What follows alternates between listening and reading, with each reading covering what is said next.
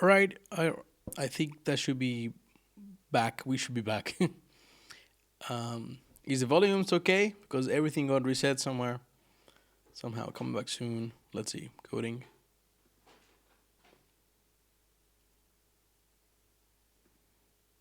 Cool. Twitter's here. Code is here. Volume good. Amazing. Thank you so much, Jaisal, for the confirmation. And so we want to do this thing that we do, rebuild.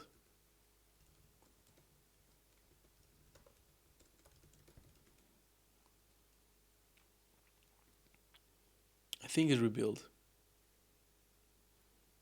50-50 chances that this will also break the computer. Whew. My God. That hasn't happened in a while.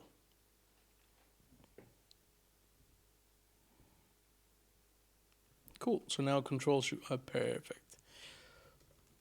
So we had Riot here, right? Let's see that everything still runs. We'll build and run tests. Perfect. Riot, and then we had Atacama here, right? So we'll do the same.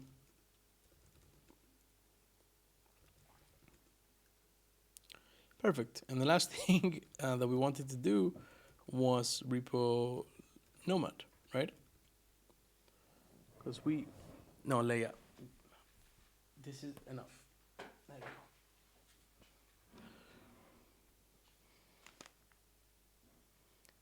Yeah, it could be. It could be. Now it should be less. Uptime 7 minutes. Kind of sad, but it is what it is. And here we want to be able to do actually, right? Tune exec bench. No.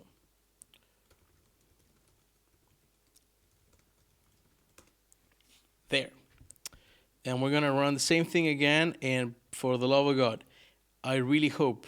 No, this is not what we want. Oja, where are you?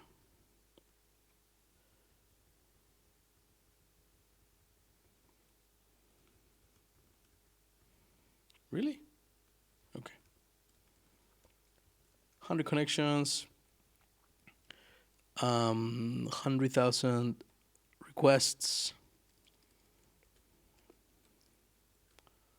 Ready? If this breaks my machine again, then we're done for today. Okay? Just letting you know ahead of time. Go.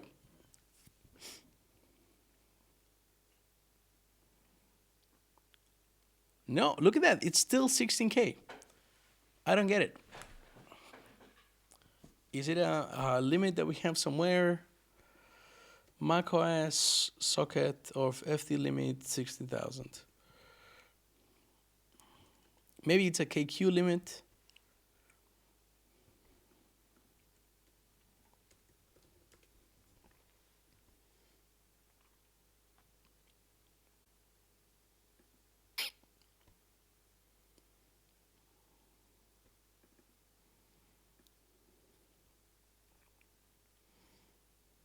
So the KQ systems call provides a generic method of notifying the users when an event happens or a condition holds.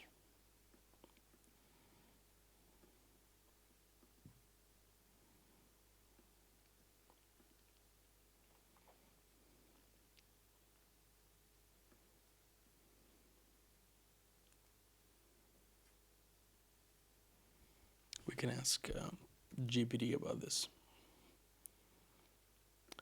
I'm running KQ to poll on a set of file descriptors on macOS, but it seems to consistently have performance issues around 16,000 sockets, FDs.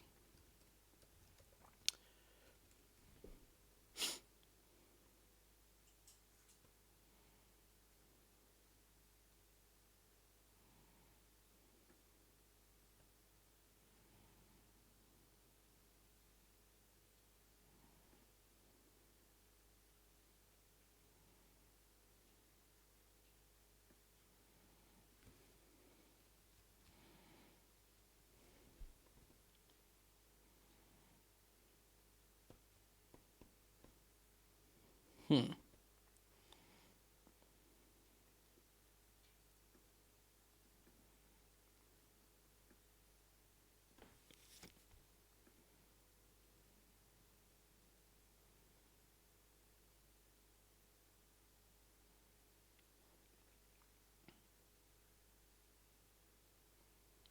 So how does Erlang do this? Wow, this is still like struggling. Still not that many timeouts, which is good. But I would expect most of them to be garbage numbers. Let's see. Repo, Erlang, OTP. We're gonna search for KQ here and see if. Ooh, so we are using KQ somewhere.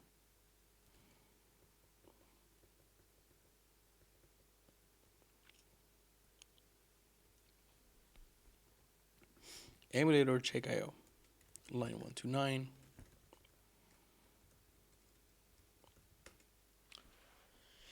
Each IO poll thread has one ERTS poll thread each. The PS field can point to either a private ERTS poll set or a shared one. Okay.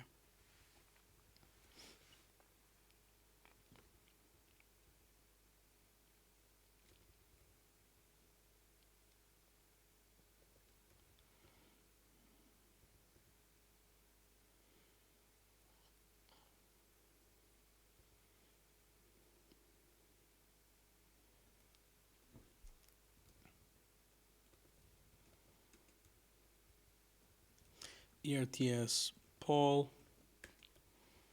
So there should be a function here called that, right? Bad file descriptor in.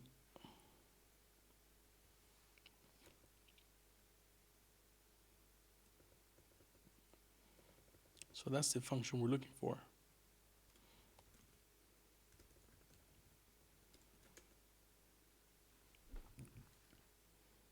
So let's go into ARTS, emulator, driver, check driver IO. Okay, that sounds good. Earl Paul, this one over here.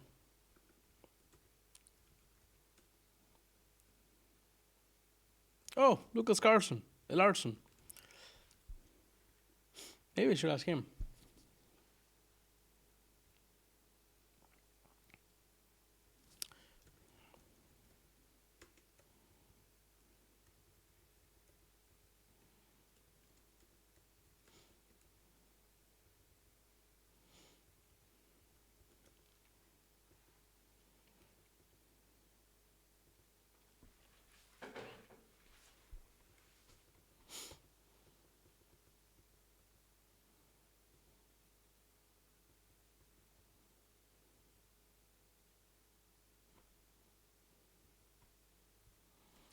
So maybe that's not the file.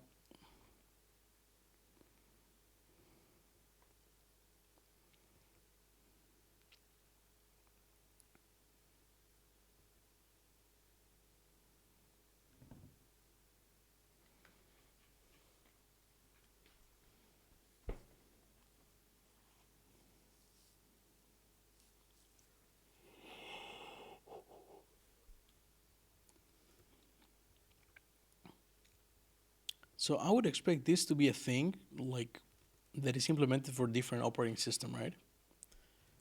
But sorry, never mind. I just found the file.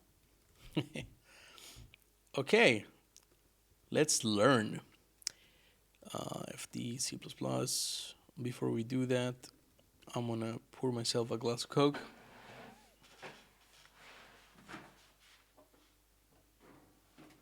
It's actually almost done there.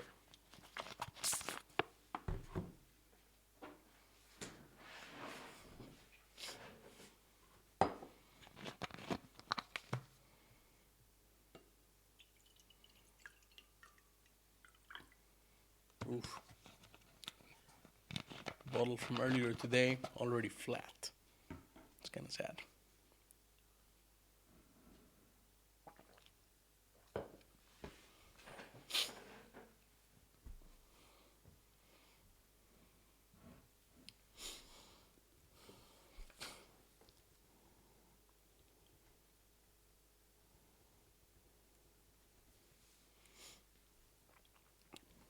Concurrent version. In the concurrent version, ERTS poll control directly modifies the kernel poll set without making the thread that is waiting on events. Interesting.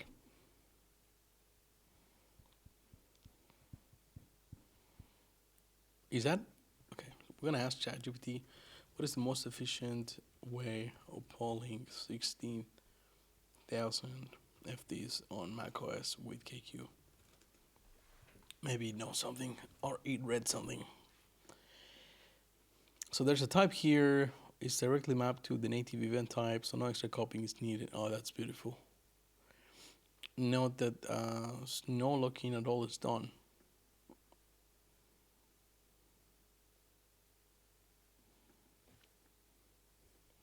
Okay, so that's good. That essentially just means we're not removing things from the poll set. Or at least not on every iteration, right? And we just let everybody register.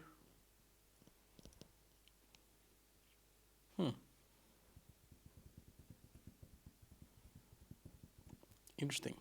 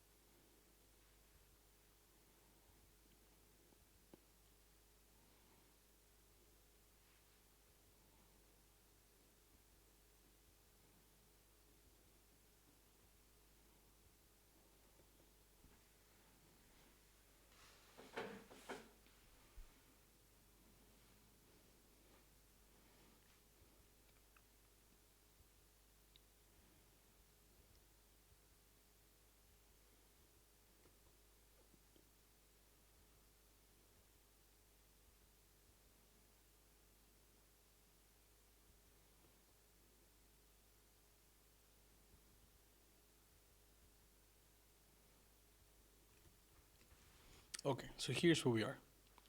If we need to use KQ, right, this is the code that we'll run for updating the poll set.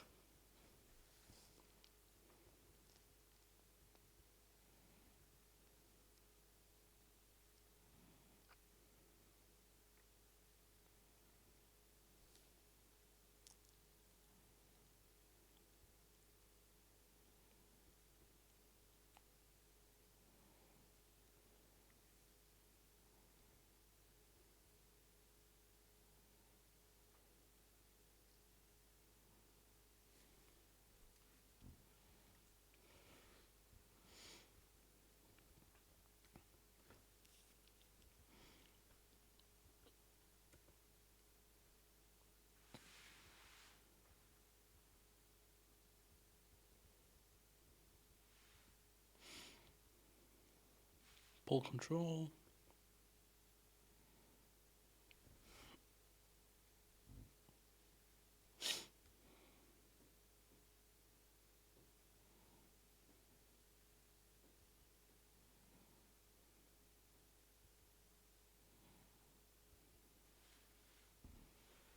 Okay, waiting on poll set. This is what's happening here.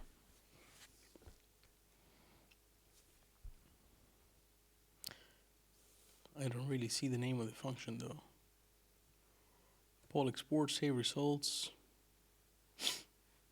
Use kernel poll.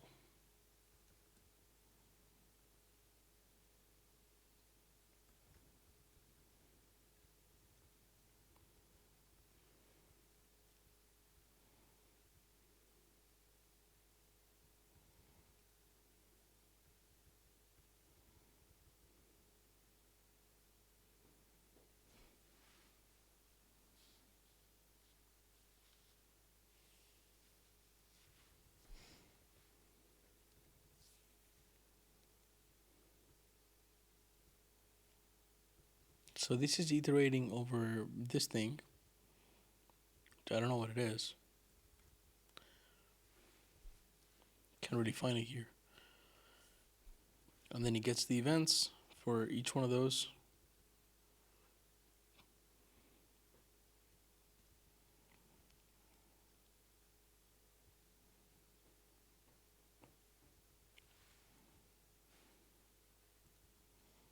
Okay, so this is our polling loop.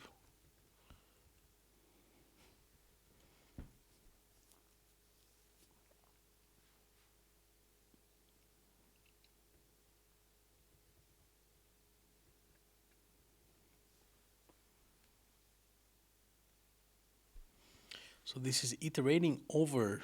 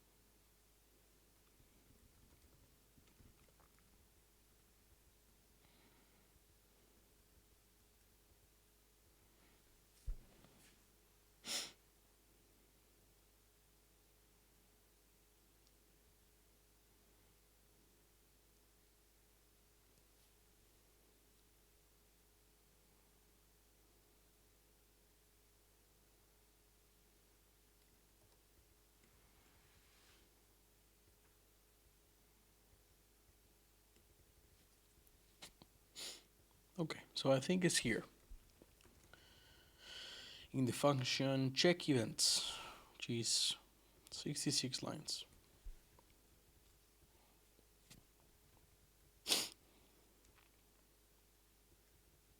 And it's primarily these bits.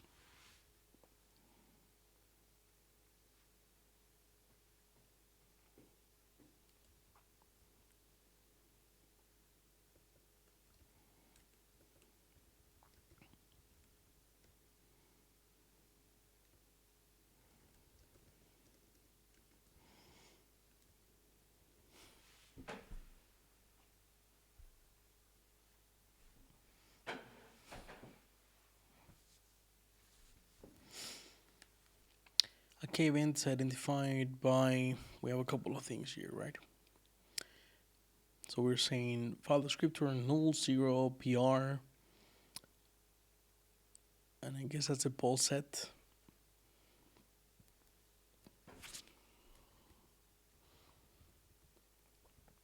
Our change list is 0, then changes is 0, PR is the event list of the events.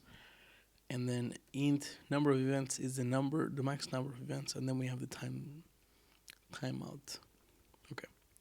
So the first thing I want to check is, are they actually doing, what kind of timeouts are they doing? So null or whatever is shared from get timeout spec. So let's see.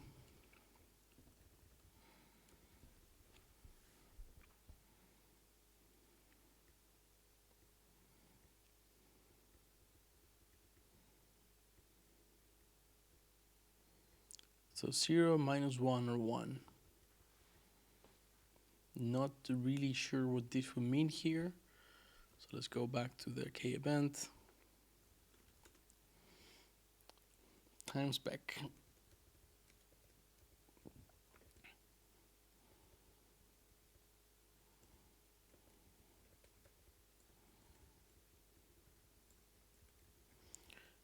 Maybe we need to look for the time spec docs. Where was it? It was time spec.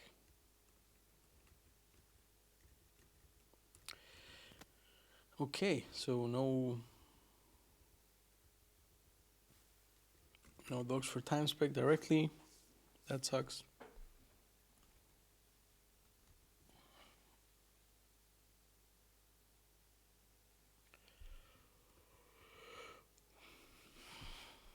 A k-event identified by the tuple identifier filter optional new data value specifies the interesting conditions to be notified about for a tuple. For that tuple, can only appear once in a given KQ. Subsequent attempt to register the same tuple for a given KQ will result in the replacement of the condition. Okay. Wait, but that means we don't need to. If I understand this, we in our IO layer, right? Not even there. Runtime IO here. When we pull, we don't need to clear and add everything, right? We can just pull, like this. Always just pull.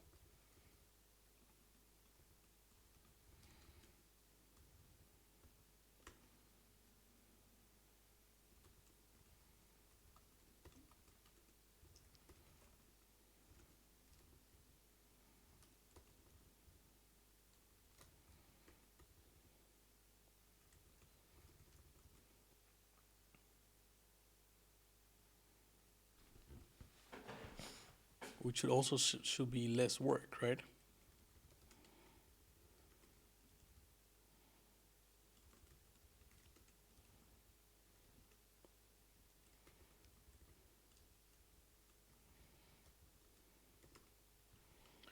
So let's have a look. Exec.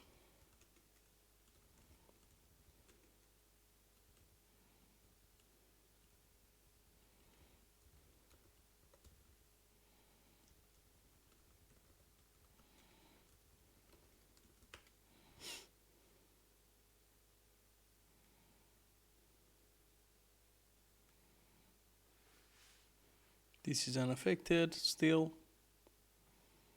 Roughly the same in the ballpark.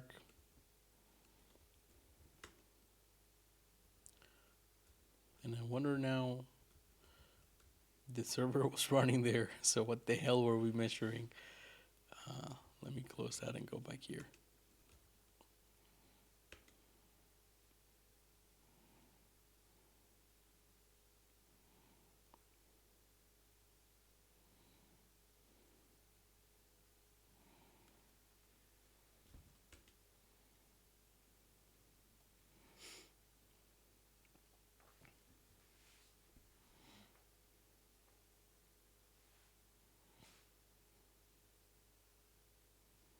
Okay.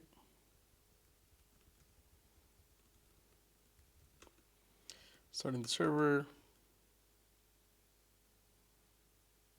Still the same problem, 16K.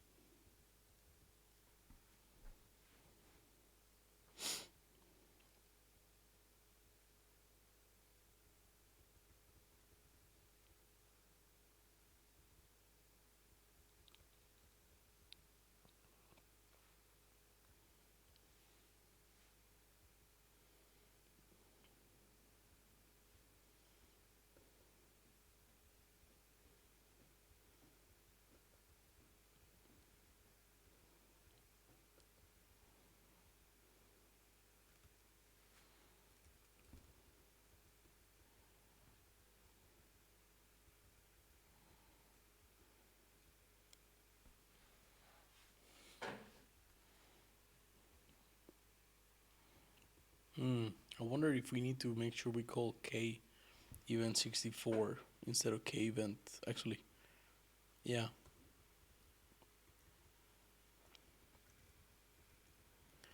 What is the main difference?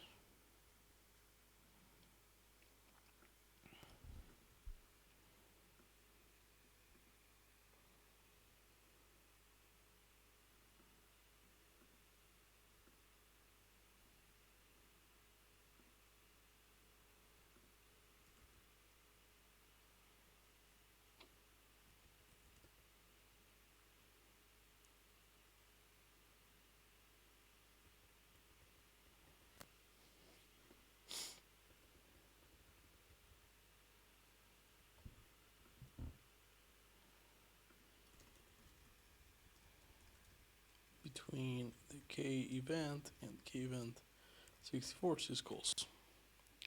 Let's see about that.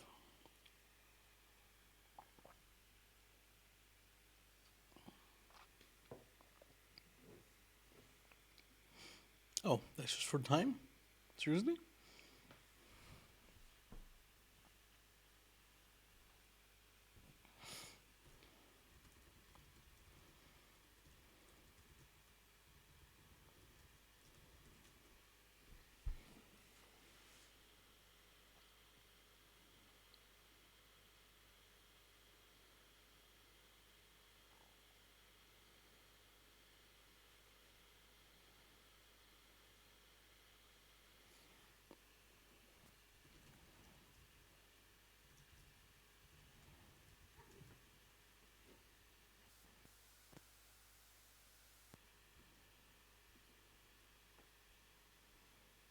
Damn, this is really pushing the.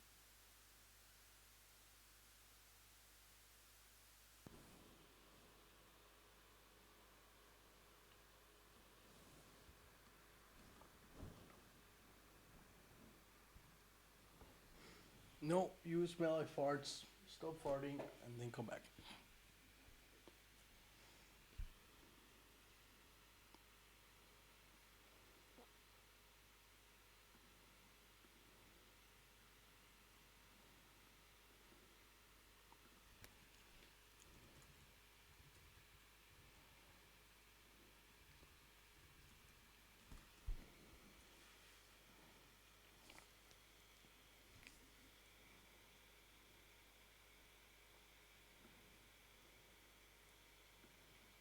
Ah, we're missing like 4 of those.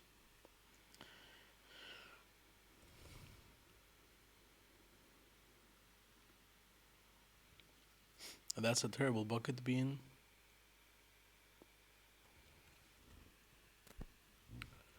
But I imagine that now this should be slowly going down, and it is not.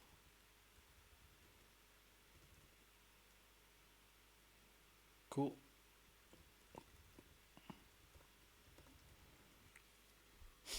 Maybe now the instruments application would run. Excellent. Yes, time profiler. That's what we want. So come here. We're gonna run the server in release mode, right? We will prepare the benchmark and we'll do record and then we'll run that. Let's run half that.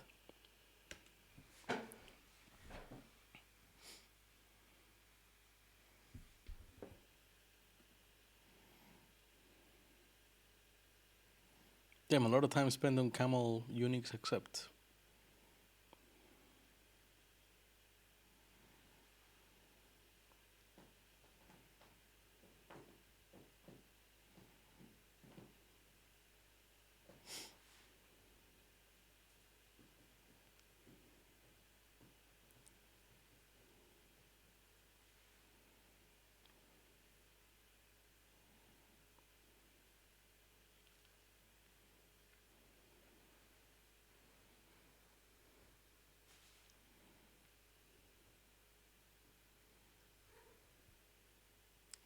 So 16K first, 32K next.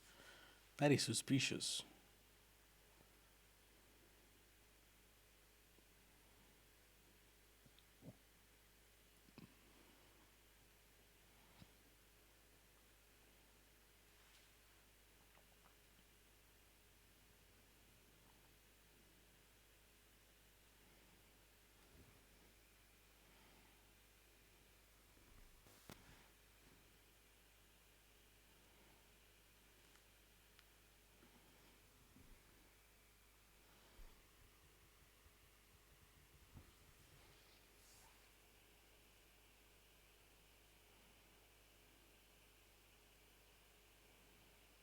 Come on, 40 more. 34.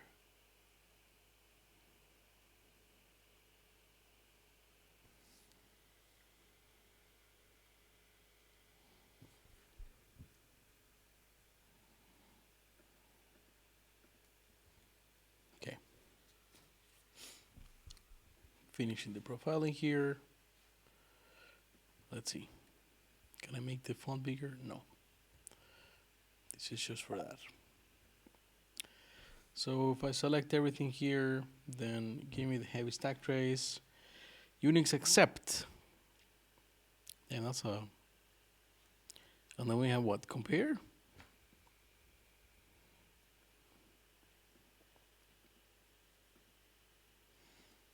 Where are we comparing things?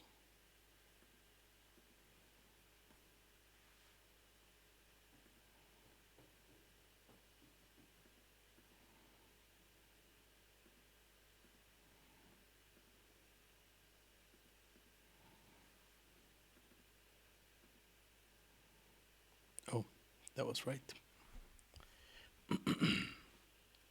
Okay. A lot of things here that take no time at all. And then we have insane 10% of the time spent in SQLs in this thread alone. Garbage collection is very low. Great. Let's see. Are all the threads like that? Yes. And most of the time is spent on Camel Unix. Why are we spending so much time there? Except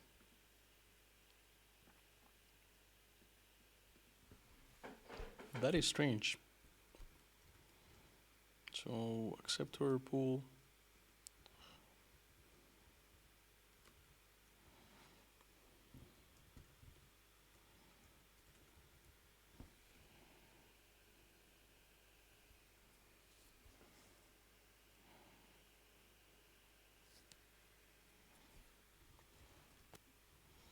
So if we go into the network, right? Net accept.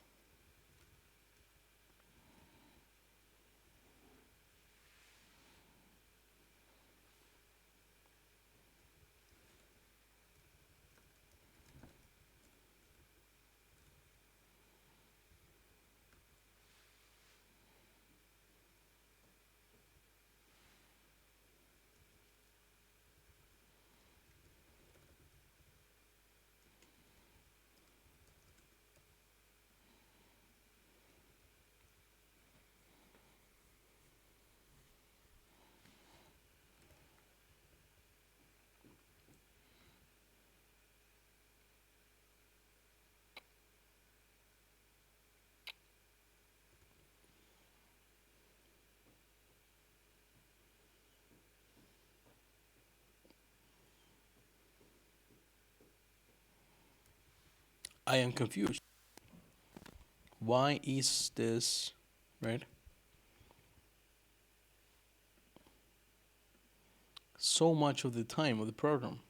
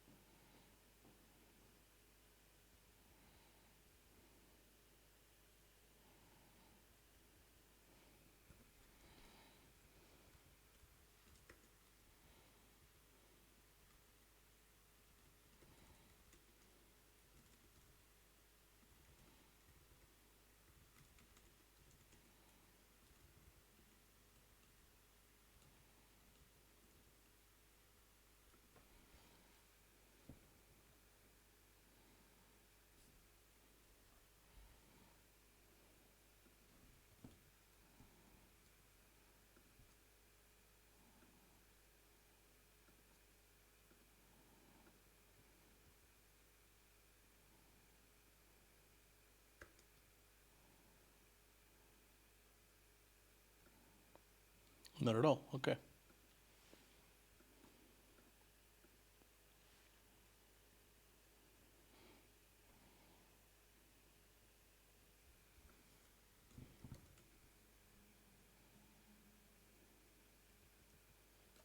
We're definitely. Oh, this is us. Oh, not so bad. I thought it was going to be much worse. Cool. So we need to listen in the socket, right? To accept connections.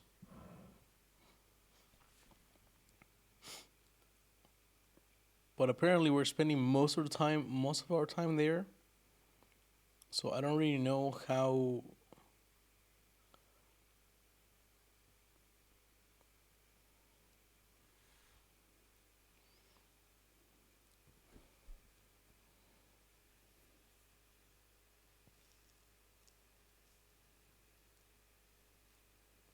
Oh, you know what I think could be the problem?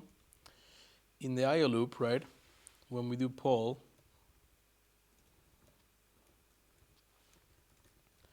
and we get this file descriptor, right? I guess the poll set, right?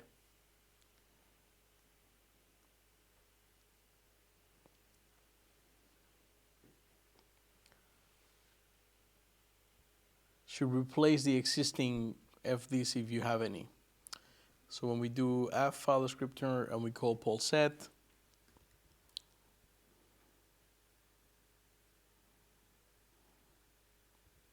right?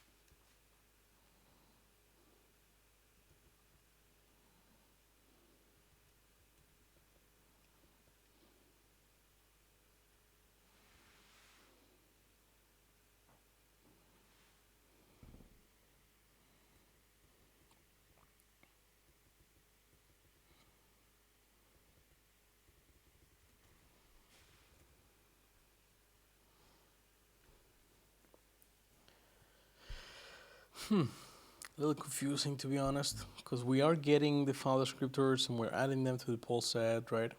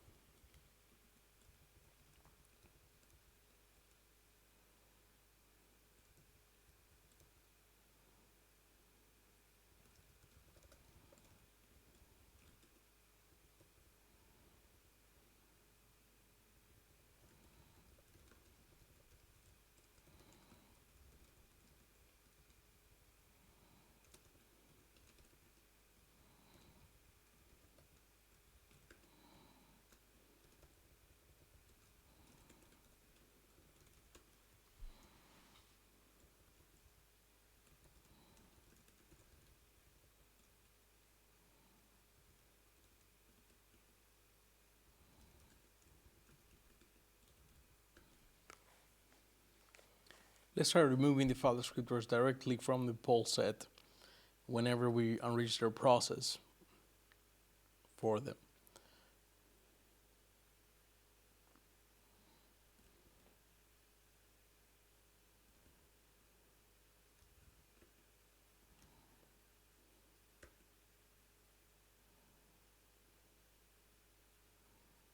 No, same problem.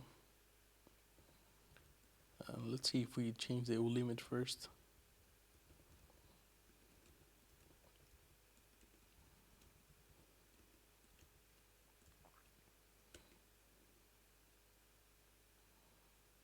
Well, that's not working. 34. So let's say instead of 16, let's say 27, right?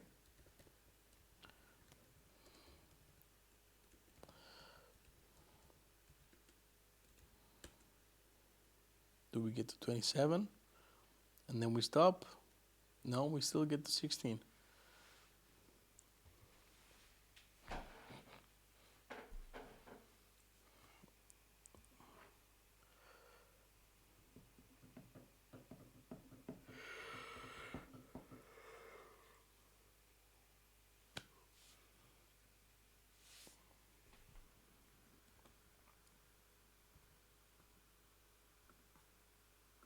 Oh shit.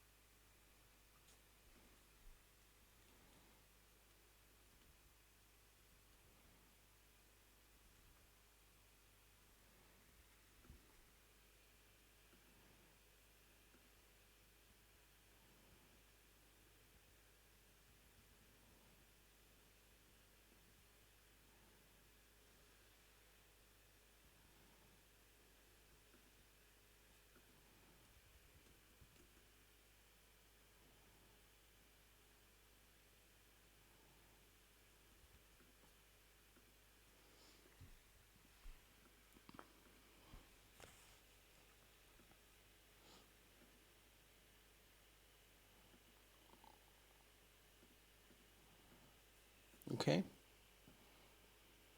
I feel like this makes more sense.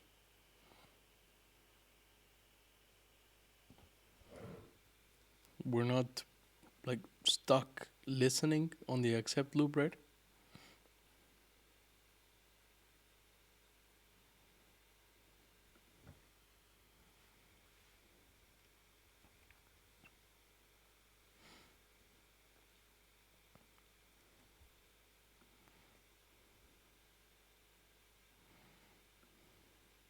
Whoa.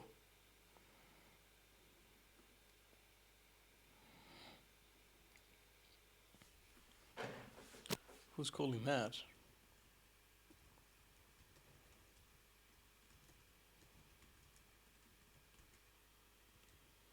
Of course. Entries. Who's calling entries?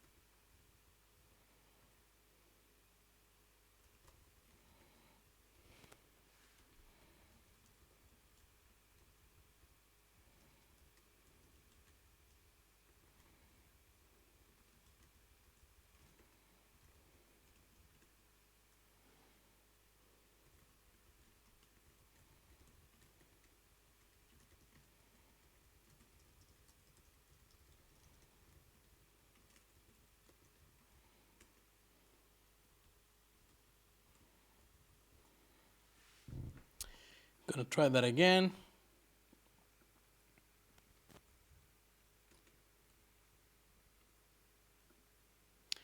Record, run.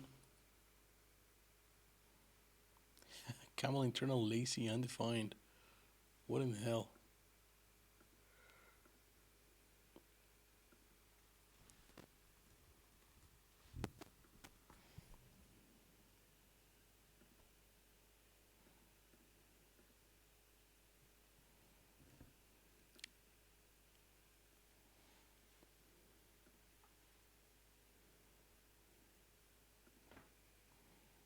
We are back on accept being the most expensive thing we do.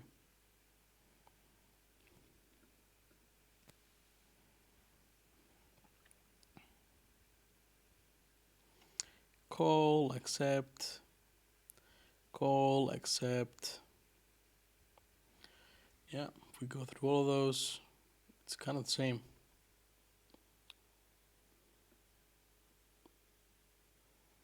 Heaviest stack. Seriously?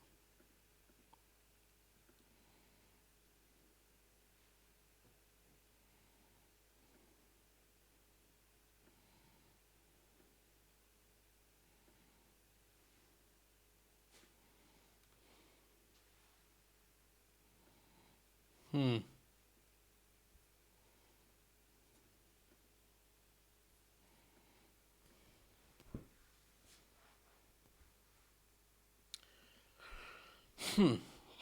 So we have many calls to accept. Okay, so maybe, just maybe, the accept call that we make,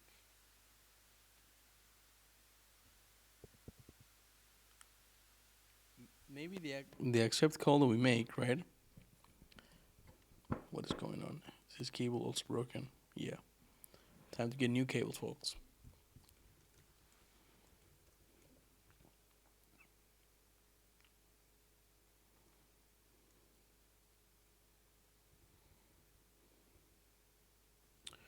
Is this really going too fast? Is it the problem that we have too many acceptors?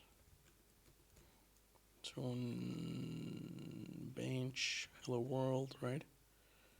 We are using the default number, which should be acceptor count. We can do 10 instead.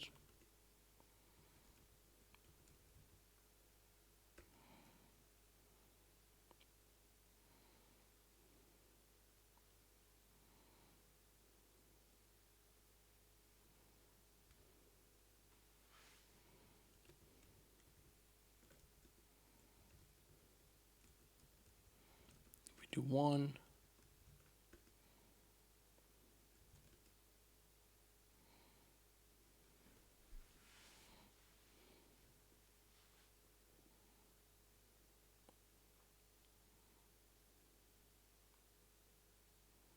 Damn, some of those are fast, like even for one acceptor. But that's pretty terrible. Why are we getting stuck at that? Yeah, look at that. The response times there. Let's see, let's try to measure that, see if we find something new. Go.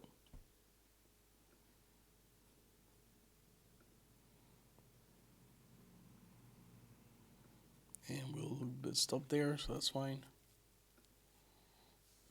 So now we have one thread, right? Actually, we should have many threads, but that's the only one where we are really doing anything interesting. And 20% of the time that we spend there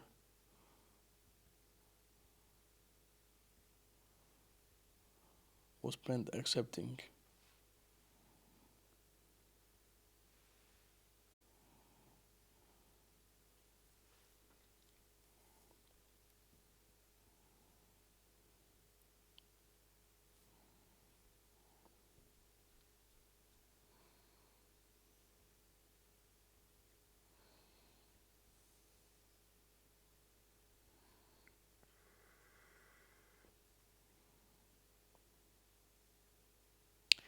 Hash table ether.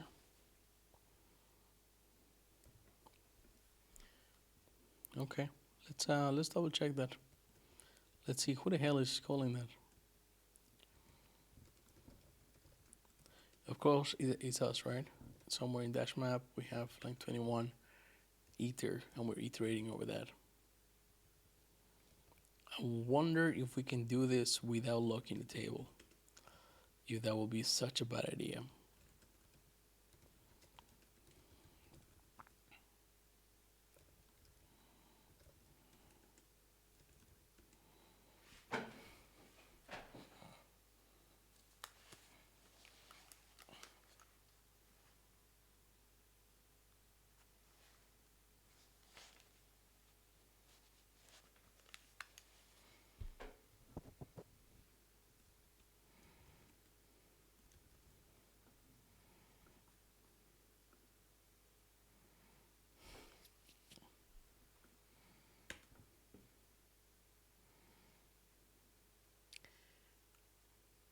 Still blocking, but that seems a lot faster.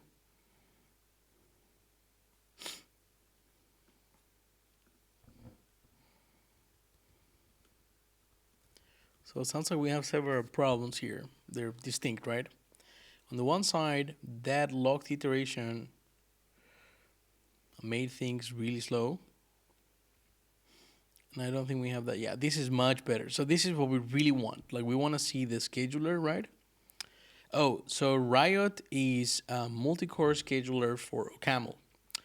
Where is Riot here? It's a project that I've been building for a couple of months now. It allows you to build applications in OCaml like if you were writing Erlang or Elixir. So you spin up processes, right? And they send and receive messages to each other. And all the messaging is typed. So you have a type for messages that you can use, right?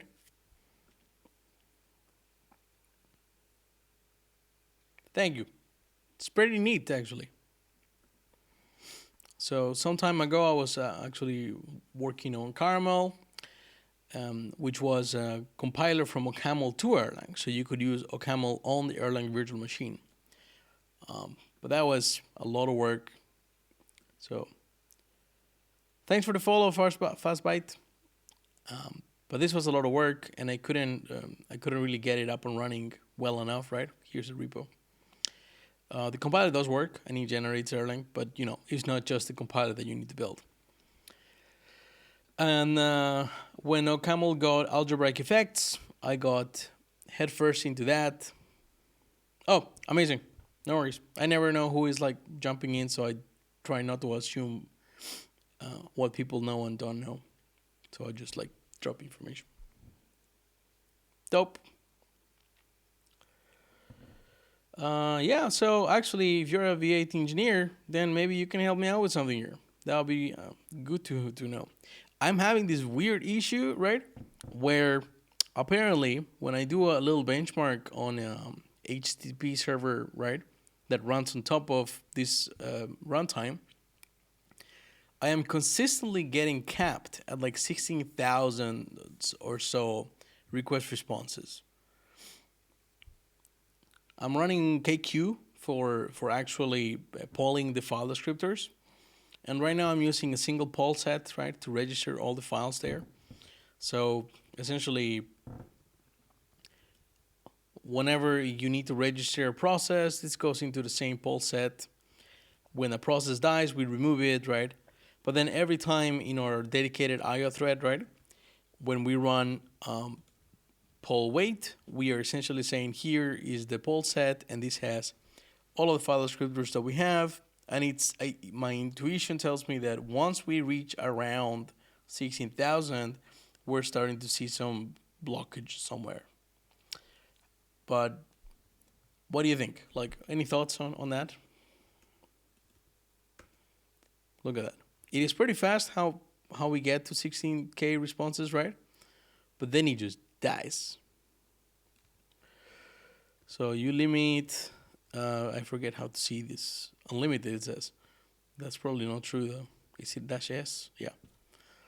8,000. So I have tried running ulimit and 27,000 or so on, right? Okay, it's great. I don't touch it. Cool.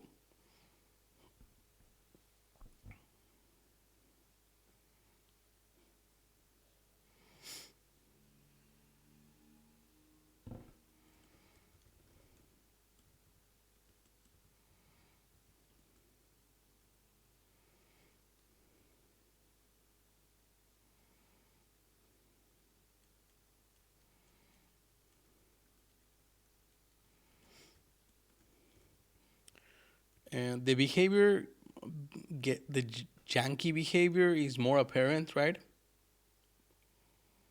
I am using, no, I'm not using epoll, I'm using KQ. But I could try switching that because I am using an OCaml library, right, that abstracts over the three. So probably when I do poll create, I might be able to specify I would like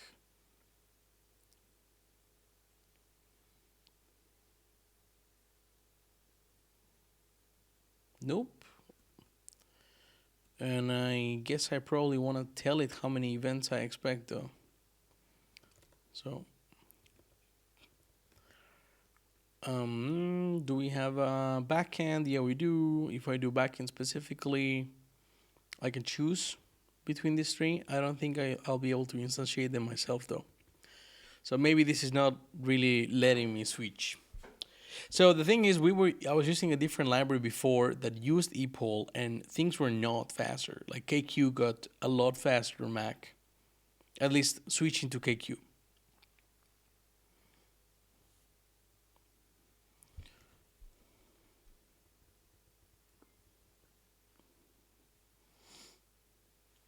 Thanks for the follow, Davey PRM. epoll is the fastest that exists. But does he have any inherent limitations that I'm missing here? Because I don't think we're. Sorry, I think I misspoke. Like, the problem is not really how fast we get to the 16,000, right? But just the fact that we get to 16,000 or so and just dies, right? Like, nothing more happens.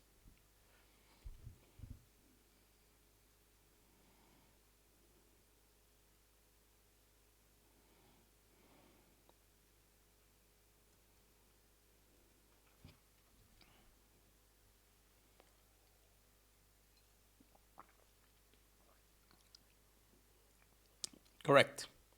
Like, if I run it again, then you will see a very similar number, 16,278. Sometimes it's a little less, though.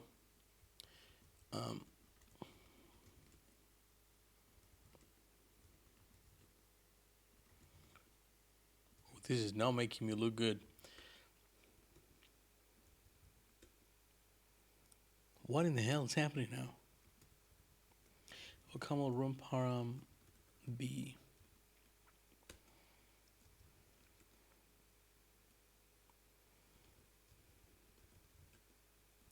So clean, run.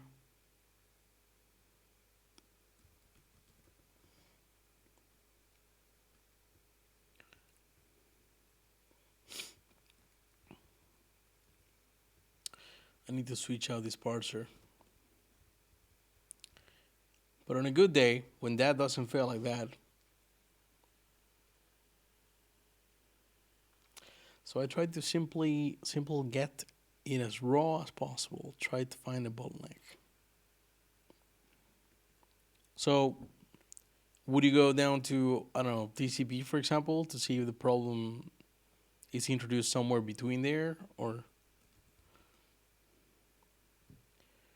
look, like this is almost the same number, 16,257. It was 16,2 something else before.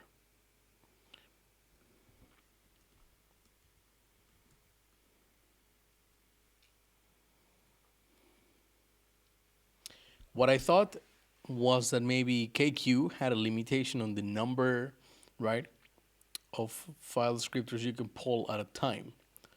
And 16,000 seemed like, you know, a reasonable number. Hello, Mr. Bichas.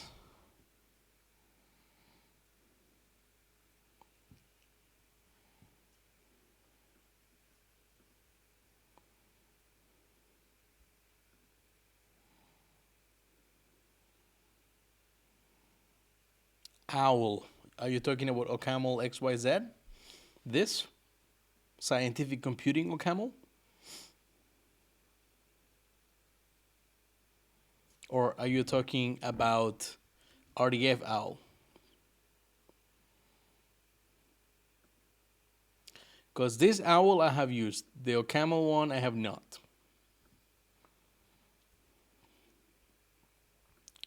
Let's look at that. Come on, chat. Let's run random commands.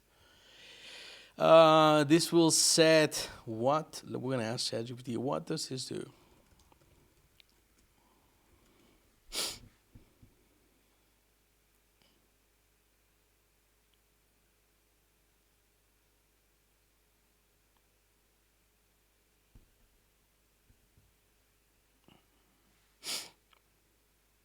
Maximum segmented lifetime. All right. And now it went from 15,000 to 1,000.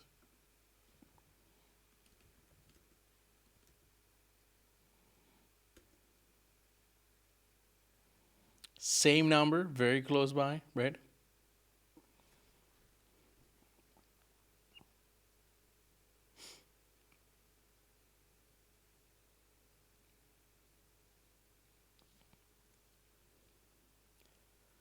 Sure.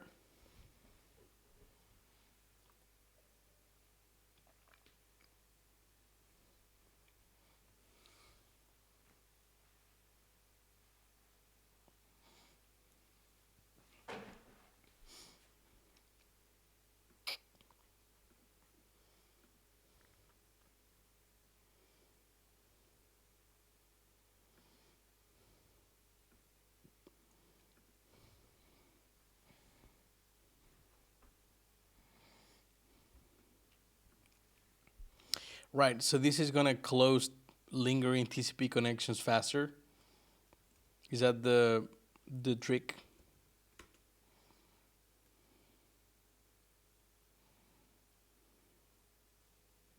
Number of files open, that's really large. Wow.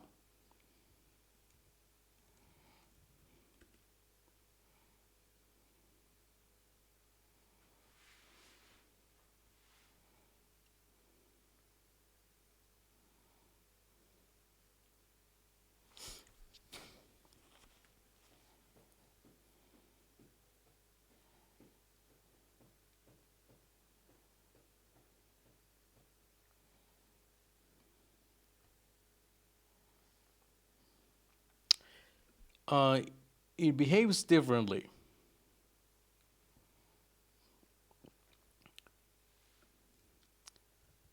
Like I set it to that, right?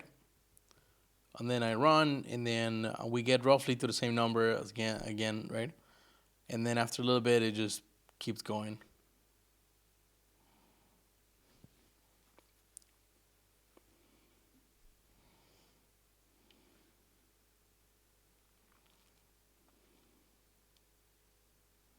I was trying to use instruments as well to see where exactly were we spending the most time, right?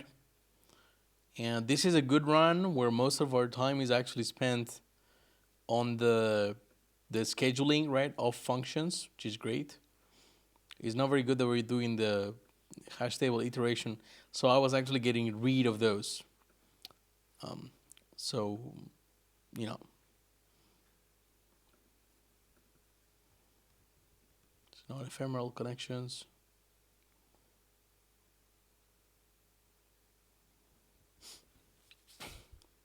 So are you saying that this is actually keeping alive the connections, and that is why it's not being able to do that? Because I am saying it should use 100 connections, right?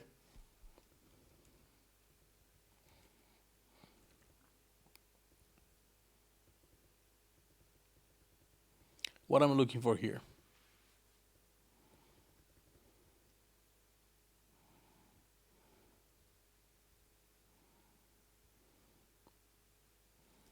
So wait, close wait.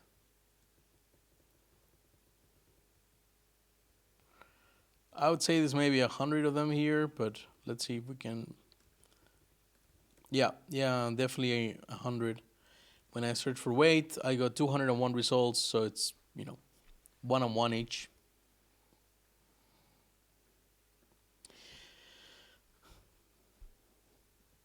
Yeah.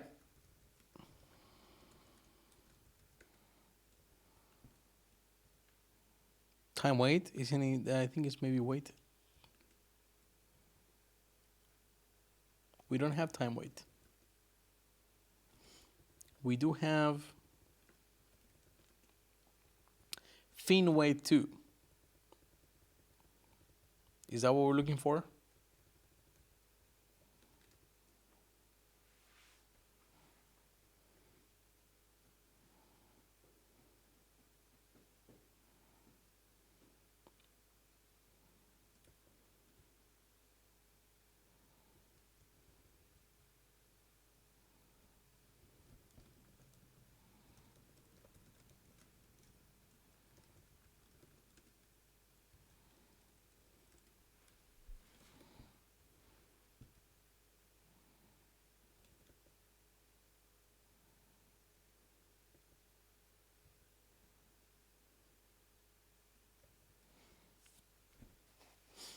So I don't actually see any of the connections that are happening within my machine. The next execution. Okay, perfect. Yeah, I can do that. So app is running, right? I run the benchmark and then I run that thing.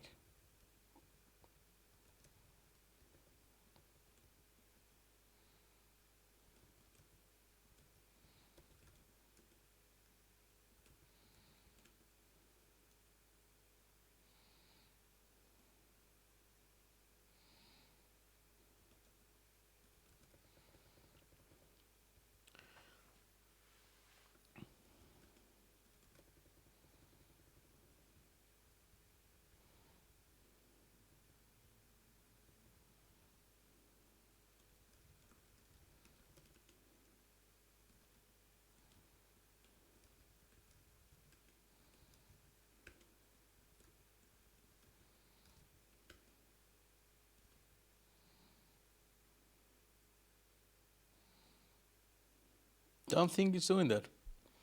I think that this is not a connection problem. My impression is that we have a fixed number of connections open, right? So it's not the connections themselves, right? Because that's what I'm saying with C here. I'm saying use 100 connections, but rather maybe every file descriptor, right? Once we accept a connection, we get the new file descriptor for that, and that could be the problem, right? Yeah, we can do a limit here, right? That's unlimited.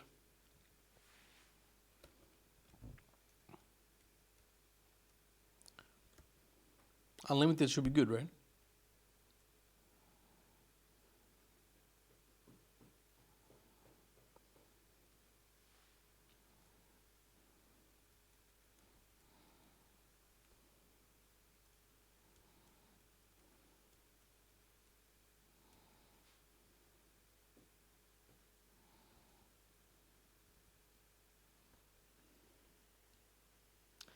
Max, well, no. So let me walk you through how this works, right? I have a socket pool here that spins up about 100 acceptors, right? So if I go into hello world,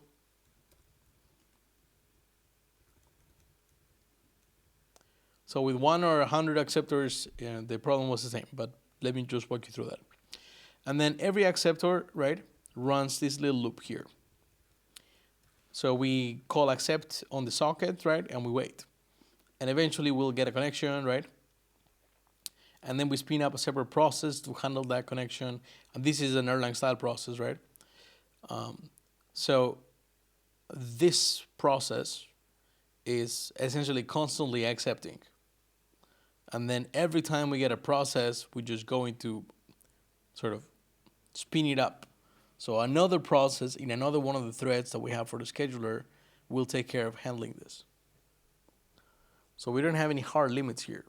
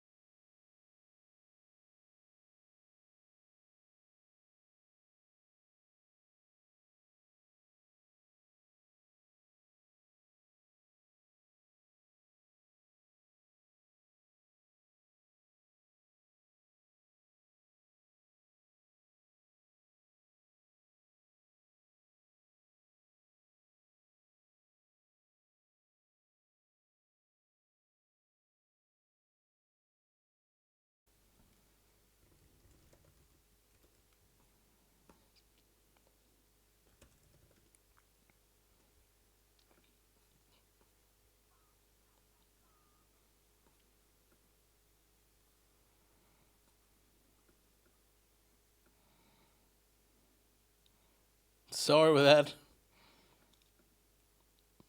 Okay, I think we're back. Fuck. I wonder if I'm doing something so wrong, right? Because I've been streaming for 10, 15 hours this past couple of days doing that. All right. Uh, just give me a sec.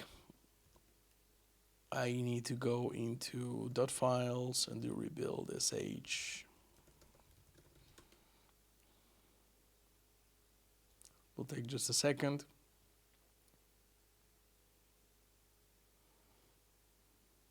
Cool.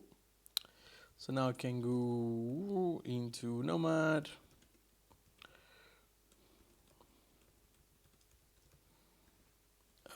Do an exec. Bench. Hello. What? Good. Camel. Run param. Bench. Hello world. Release. And let's drop the watcher there. Cool.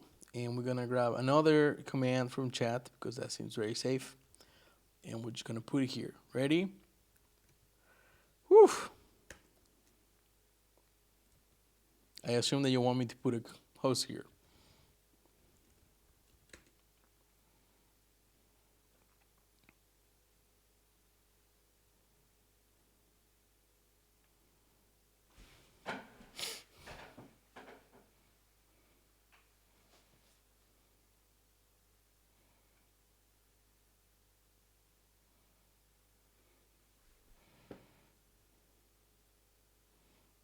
So the burst seem to be consistent. Oh no, I thought like the computer froze again.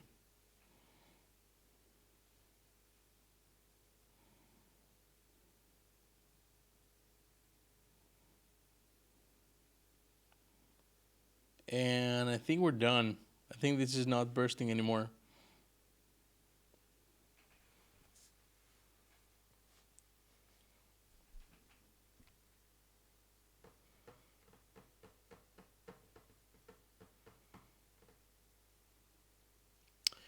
Yep.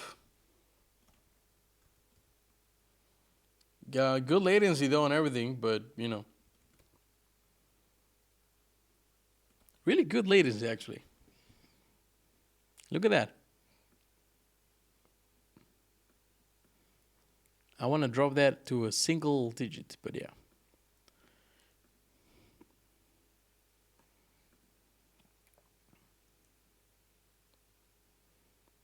The result overall is bad, yeah.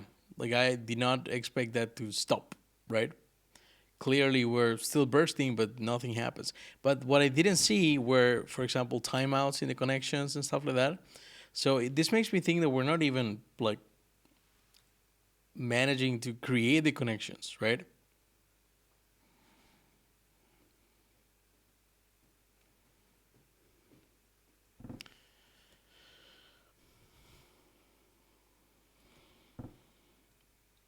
So let me try one thing. I'm gonna start the runtime in the bench hello world, but I'm gonna start a runtime with the less workers. So we have some cores to be able to actually generate the load. Because right now we're just saying, all right, use everything that you can. It could be some zombie state as well, right? Something that's just like hogging the CPU. So we'll go with 3 workers. So main thread, 3 threads, right? And then the IO loop. So that will be 5 threads in total. We should have 3 threads for generating connections and doing things. So runs, and we'll do the bursts. But if you don't mind, we'll do 1 second each because I'm a little impatient. But so we are dropping some connections on every one of those.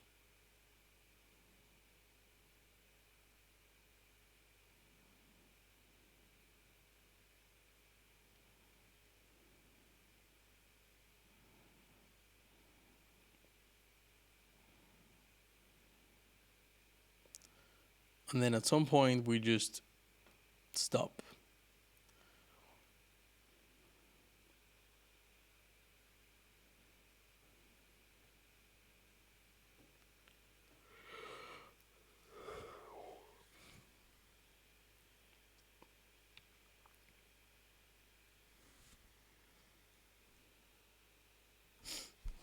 Yeah, and the latency starts going up as well.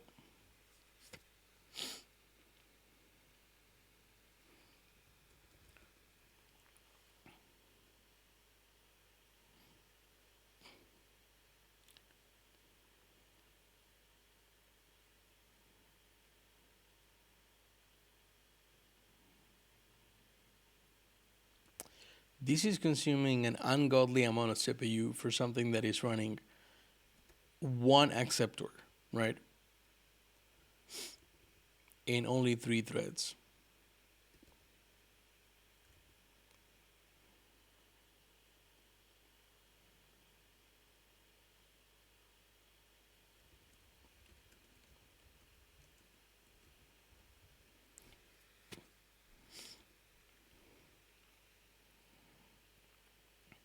Even if we run no additional threads, we get a pretty high load there.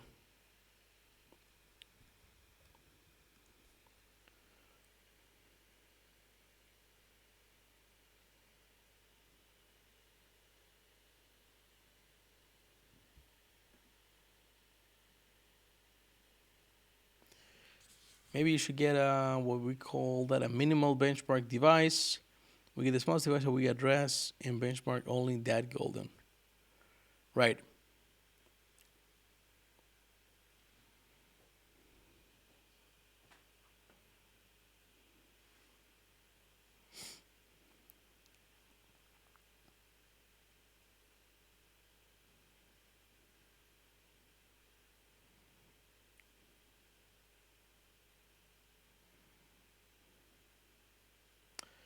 Yeah. Run this on a Raspberry Pi. I'll make you run good there. Hey, hey, hey, Hef, how's it going?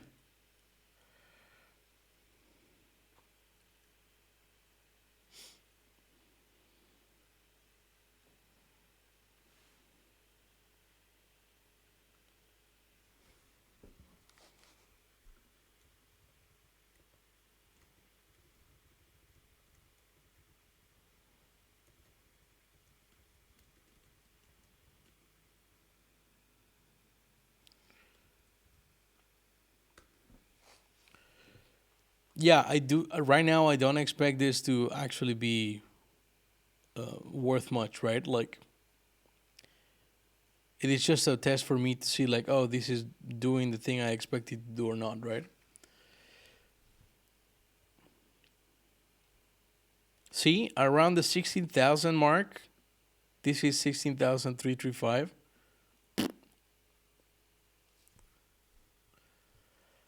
There has to be some limit somewhere. This is too repeatable for it to be a problem, like random.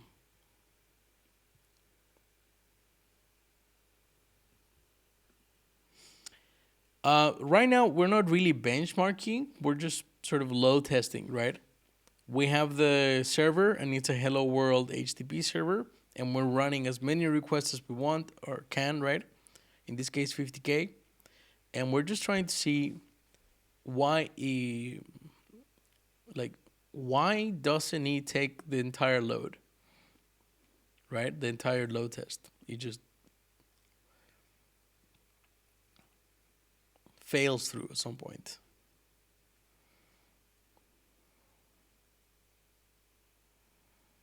It could also be that we're just terrible at handling connections, right?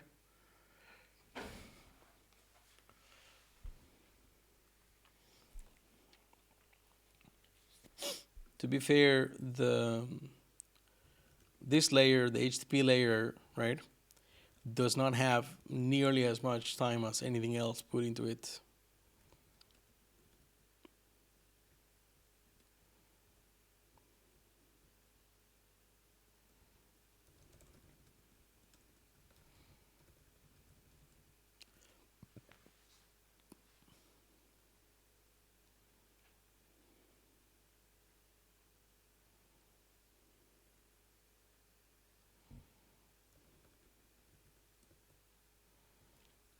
Let me see if I can find that somewhere in some cask.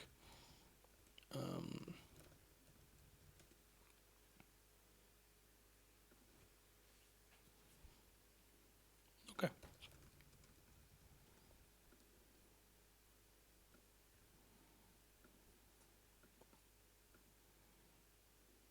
So I tried when I got no completion out of it. So parallel curl. Let me clean that state, right? And do we have any flags here that we want to use, maybe?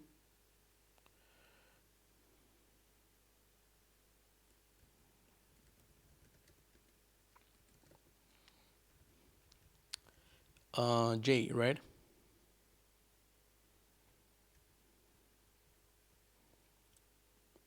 No, we don't want J. We want up to.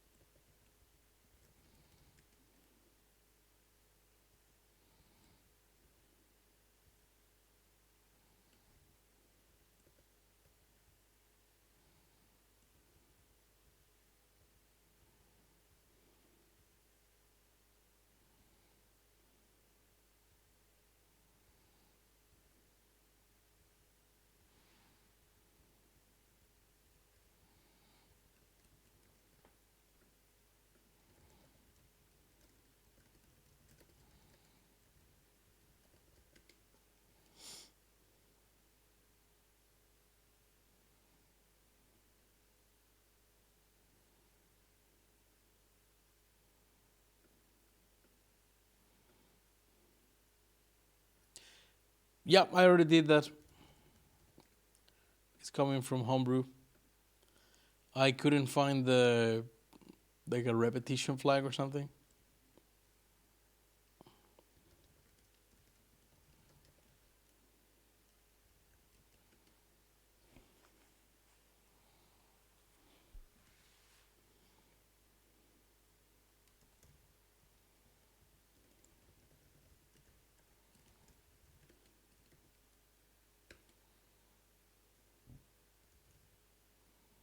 What? Seriously?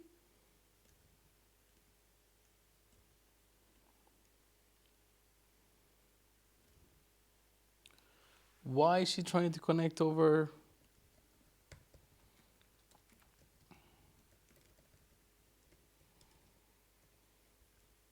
I'm gonna go to chat. I do that magic.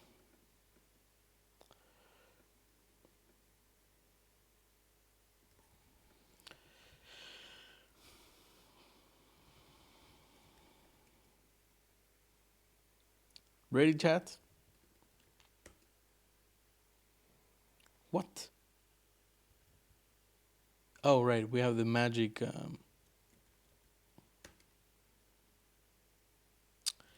Command not found pipe.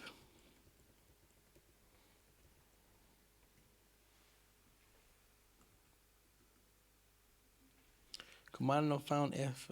What the hell?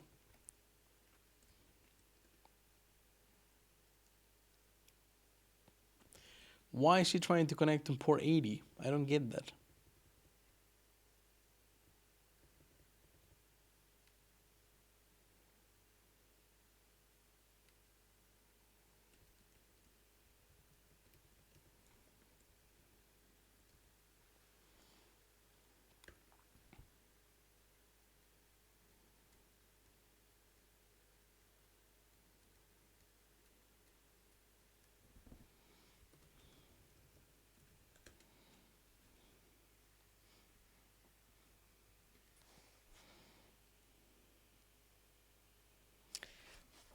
Dude, you knew that 16K was a magic number for something and you didn't say it?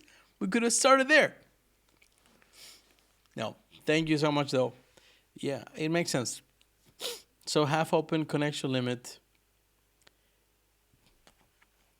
So why does he work for a single connection, right? But he does not here. Maybe we can start with a smaller number, right? It doesn't even...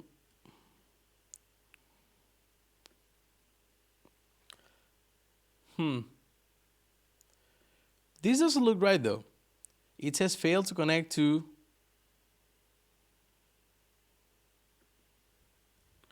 parsing errors.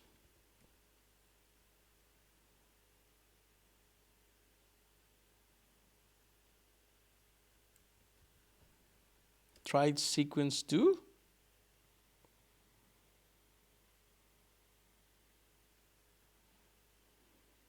Yeah, I understand that.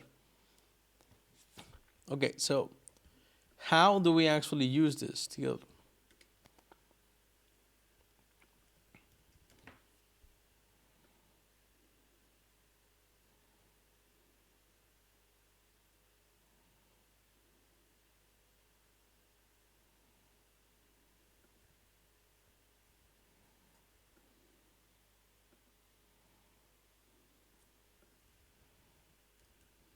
Oh, no worries, completely fine.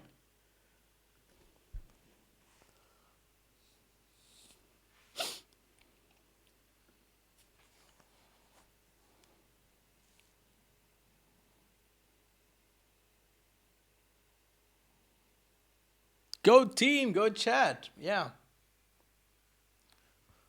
So I don't understand what's happening here. Is this supposed to be doing something?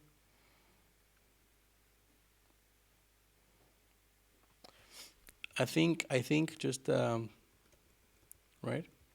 I think we need to echo that command right into parallel 100 times. No, that also didn't work. Or it works for one iteration at least. I see hello world.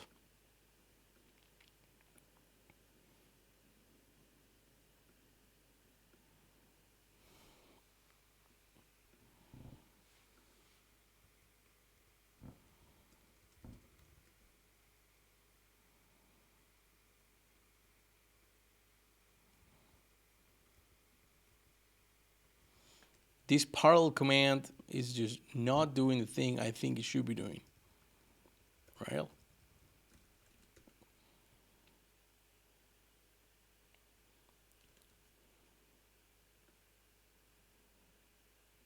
Why is he showing me this?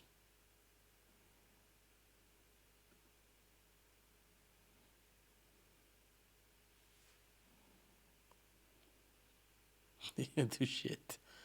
If you're funny. Thanks for hanging.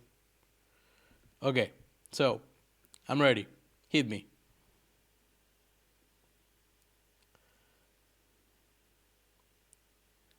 That works for you? Okay, we're gonna try that one.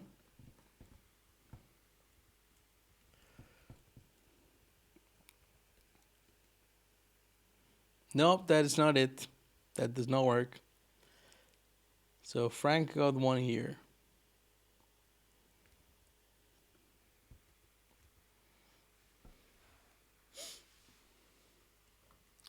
Cool, so we don't want all of this, right?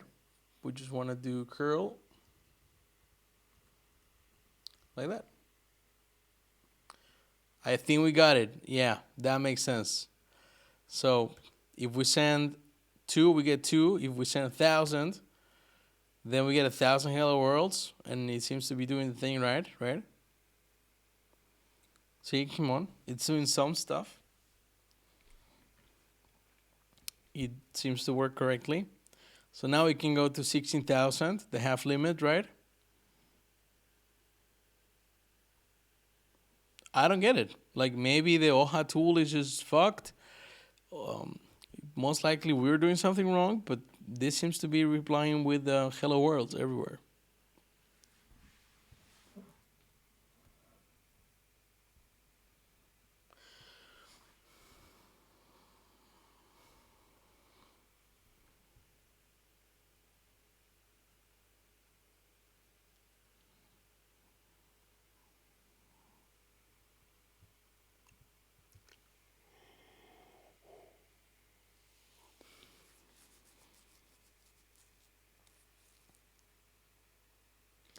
Are you sure?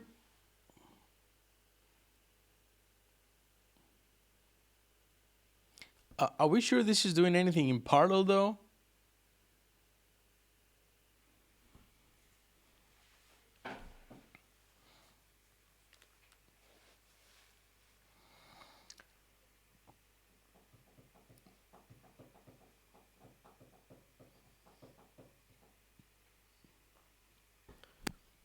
It's not you. It's the it is the cable. This thing sometimes it's a little flaky. I need to get a new cable. Believe it or not, I bought some of this gear, like the headphones, the microphone, the cables, and a few other things, in Denmark in 2013. Hello, 1 2 3 1 2 3.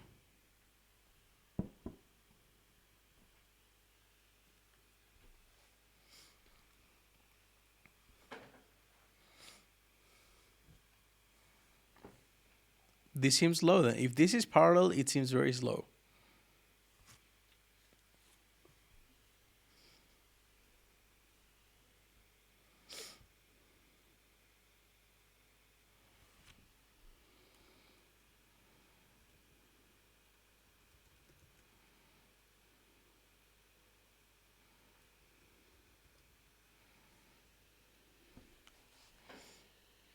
I don't know. It doesn't look very parallel to me.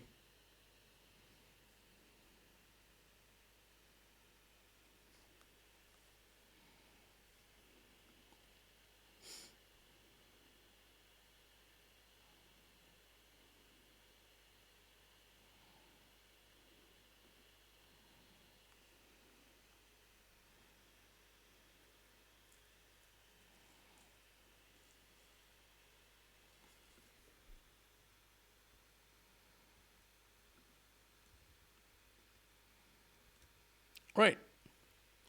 That executed successfully.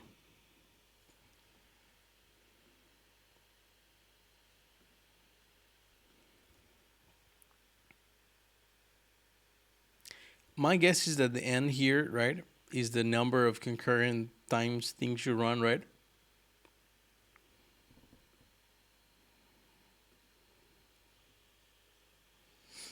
It could be that it ends faster. If I do a little hyperfind here,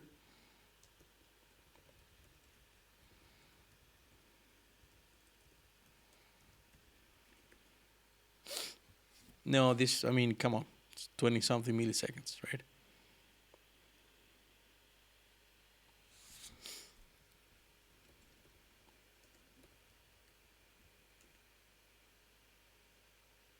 No, if it's not set to 0, then it starts, yeah, taking the input, right? But I would have thought this to work, right? Or was it big case N?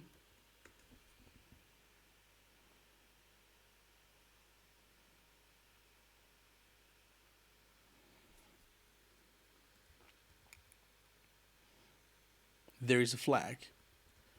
And the flag,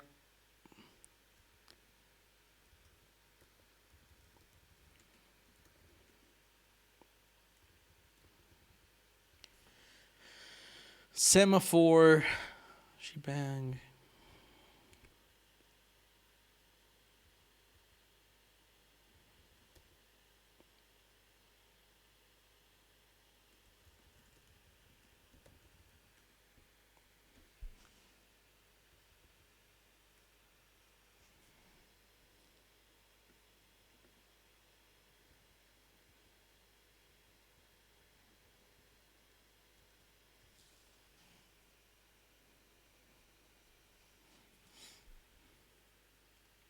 Isn't it J for parallel jobs?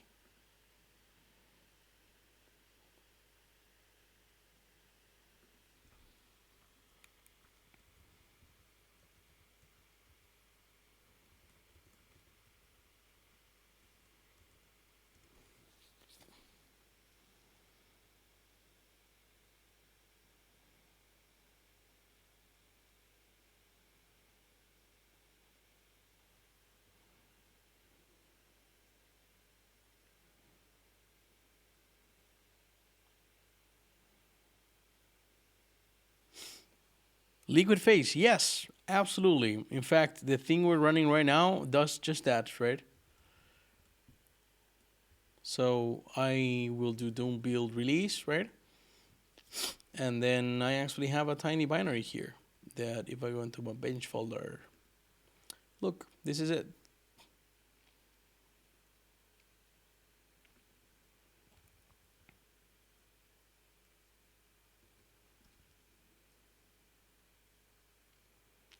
The J is the parallelism.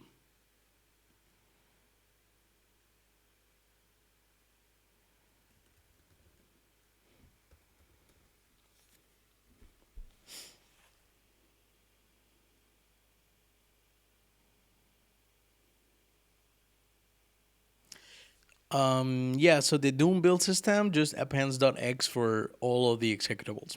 You would even do that in Linux, which is just a convention, right?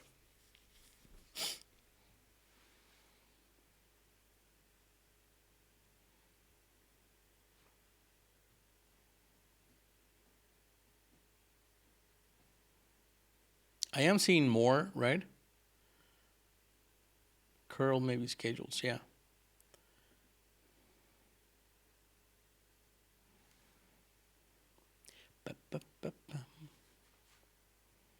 But I this is not even remotely close to sort of saturating. The saturation is coming from the server.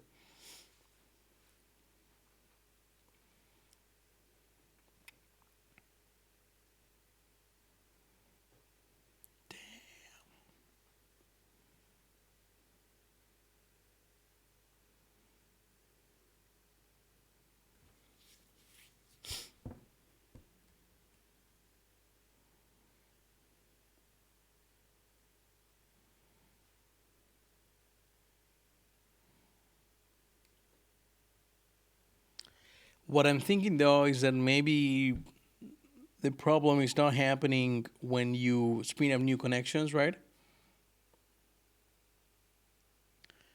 But rather when we reuse a connection and we send many requests through it, right? Liquid phase, new question. If I compile to X Mac, the Mac needs. Nope, you don't need OCaml installed. This is kind of like Go. I can grab that executable, right, and throw it on a different Mac and it will just work. Which is kind of nice. So you can build very, very, very small Docker containers, for example, if that's your jam. In fact, OCaml can compile so small units that there's this whole thing called a unikernel, right? For rethinking cloud infrastructure, where um, you compile an OCaml program down to something that can run in a hypervisor, like Zen, for example. It is pretty cool.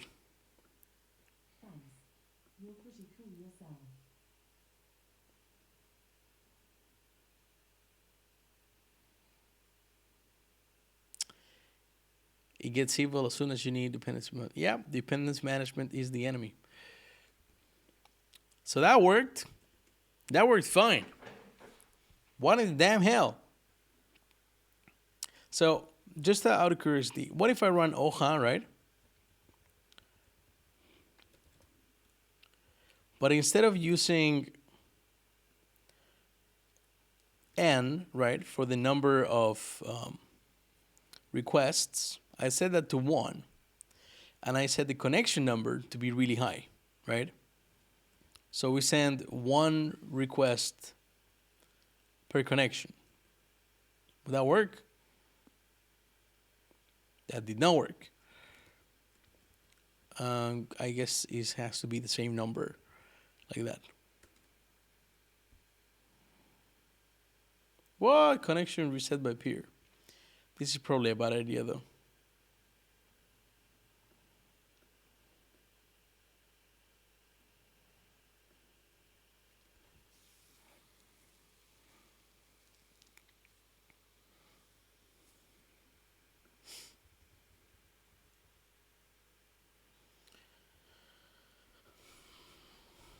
We also have Vegeta. to try to run another tool and see if it behaves differently. And this has a horrible success ratio. Jesus, the latencies are also terrible.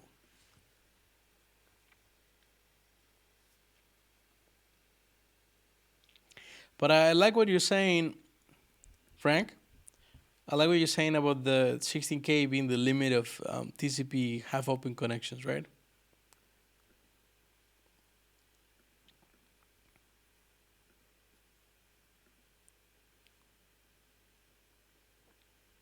Because we might not be saturating that limit, right? By using jobs like that.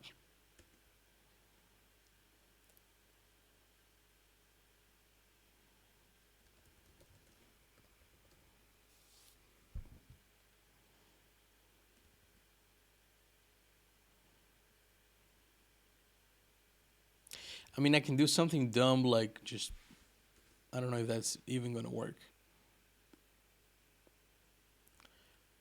But this should at least give me more processes, right? And it's not. It looks pretty batched to me.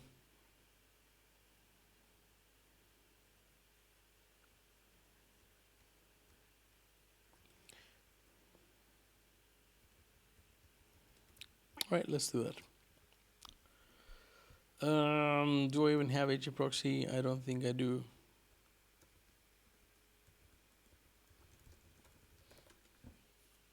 Whatever, just run it.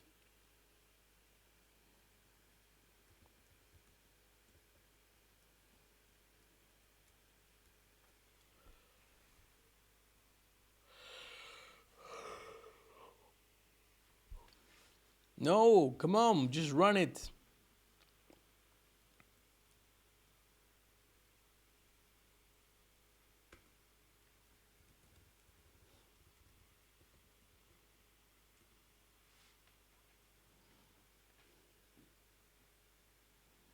What is it doing? Python SQLite? LLVM? Upgrade? No, I'm not gonna upgrade shit.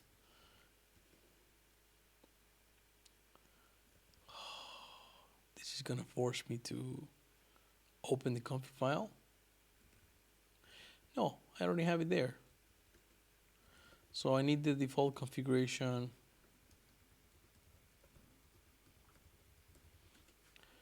Just give me a hello world config.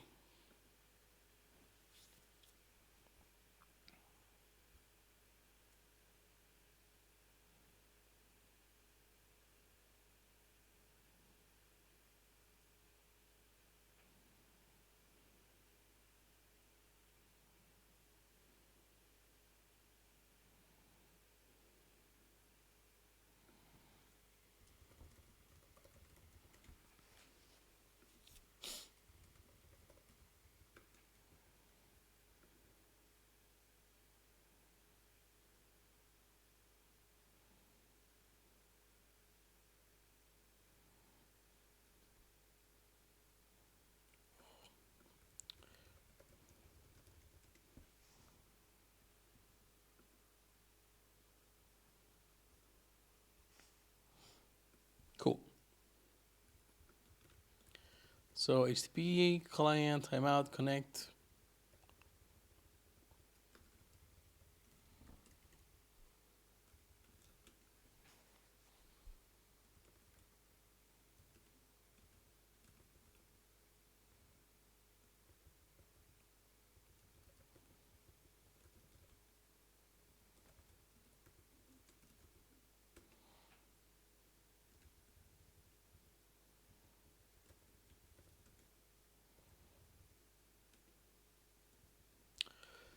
And no, wait, I need to bind the server, right? The front end is going to be 80, which is what I'm going to listen on, right? Or lead. And I need a backend, right?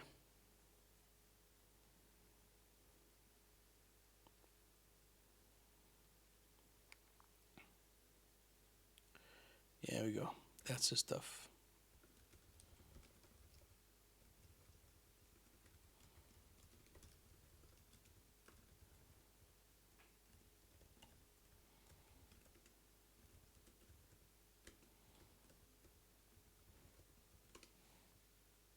So if we do that, then it should, yeah, timeout, perfect. But if we do that, then it should work. Perfect, we have that there. All right, so now we want to run what? The same test we were running before? OHA.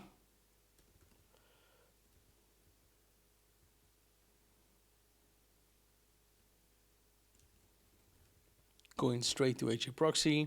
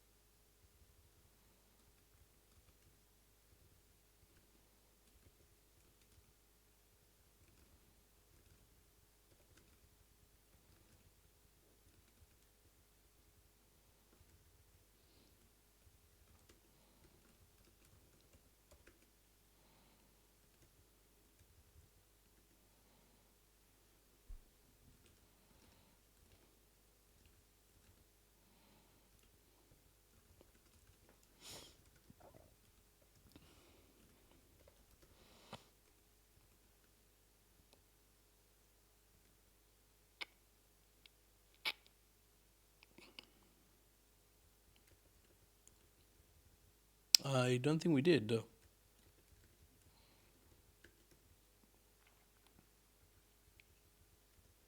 Oh, 8404. Sorry. I was in the wrong port.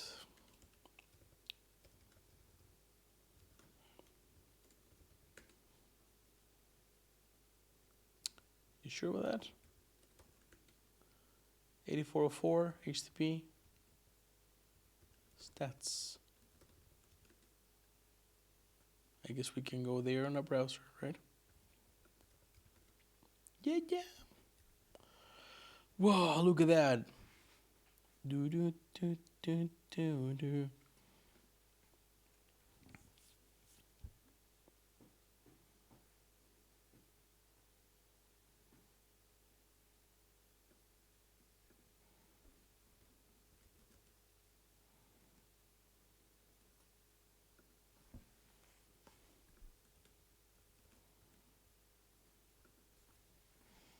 So what are we looking for here?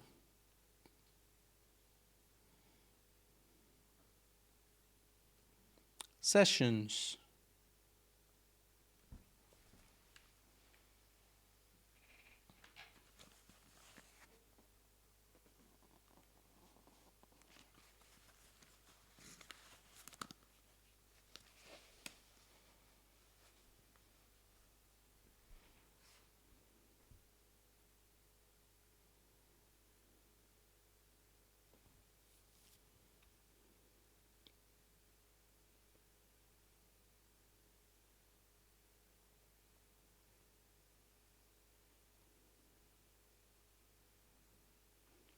Session rate maximum.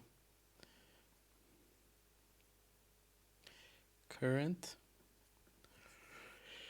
Maybe I should increase the frequency of this instead of being every 2 seconds, right? To see how, if we can saturate it above that. Because we have a maximum of 33,000 sessions, right? But the rate is much lower.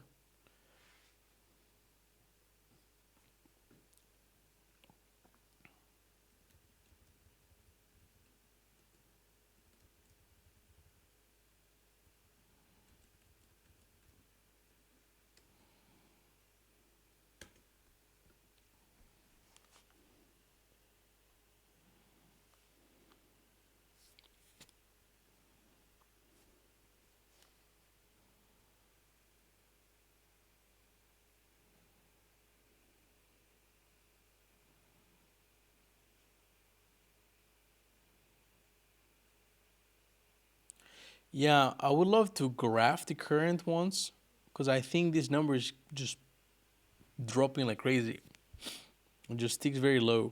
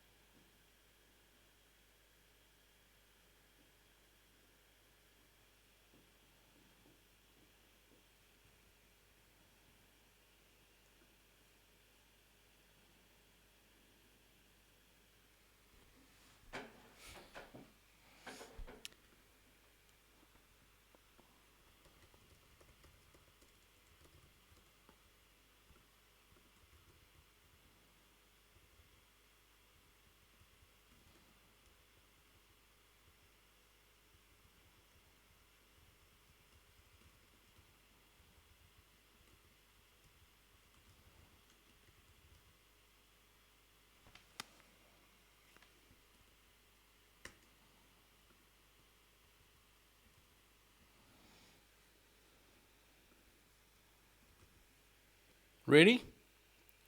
Let's do this. Running. We should have a timeout of 3 seconds on each one of the connections, right?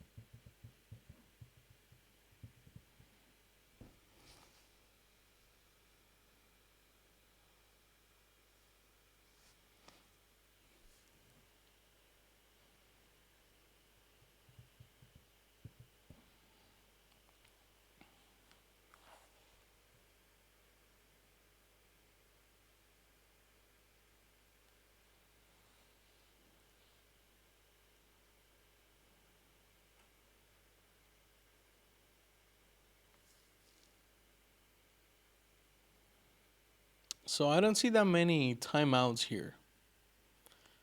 They're appearing for sure, but there's still one available.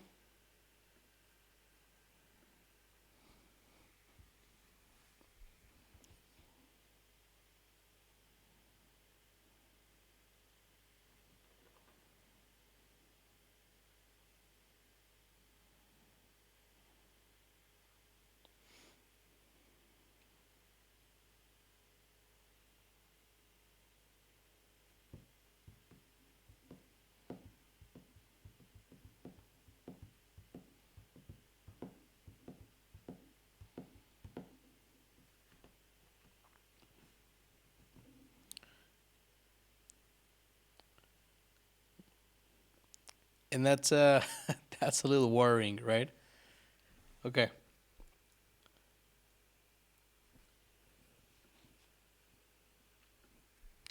You want me to fetch that page. So 8404 stats, right? Should I do bursts? Why not?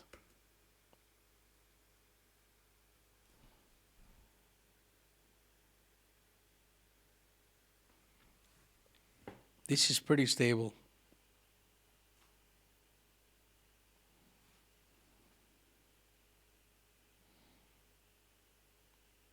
No, look at that. They have the same problem. It's not me. It is not I. I knew it. I have no bugs. It is everybody else that is wrong. Yes, you did tell me. You did tell me.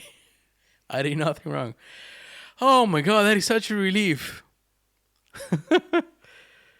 Now, the sad part is that even if I didn't do anything wrong, then I don't get to see how cool the thing I built is. So that sucks.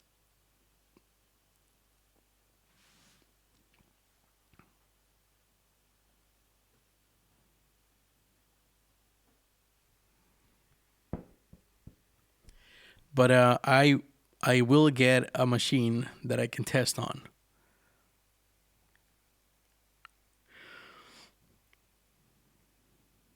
Get a pie, accept cookies, good chocolates once.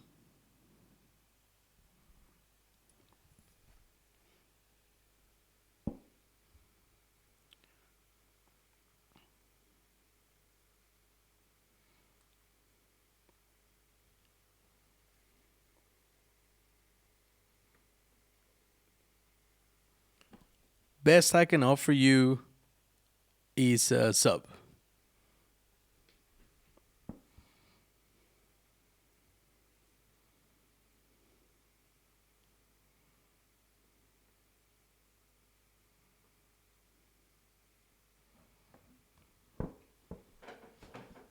Genius Frank, thank you so much for all the help.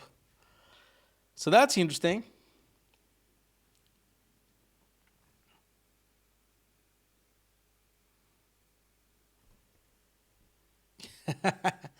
Never invest. I'm just paying back.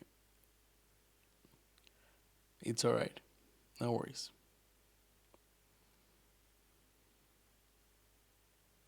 Geshin Kabul.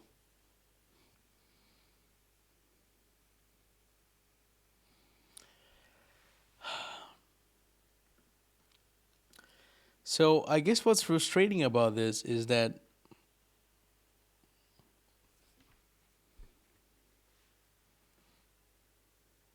genau, all of them. Okay, cool. I don't know, man. I'm not German. I'm Argentinian. We mostly produce good soccer football players, and we've had a few revolutionaries over the years.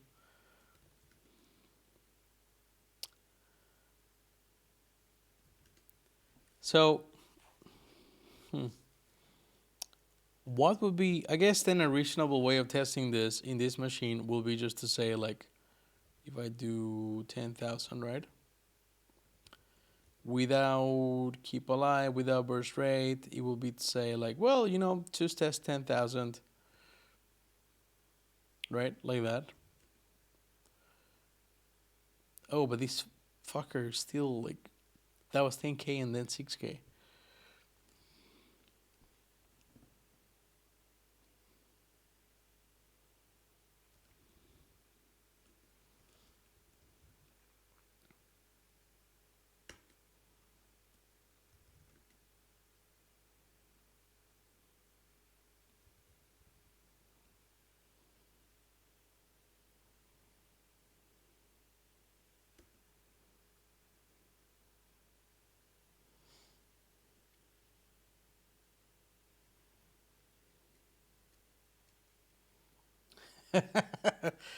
Have yeah, for reasons.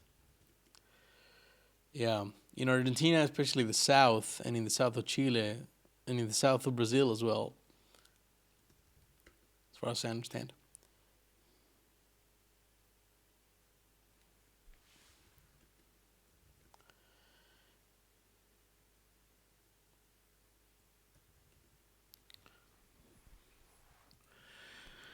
So, what is a setting that I need to tweak on this garbage computer to be able to get more than 16,000 connections?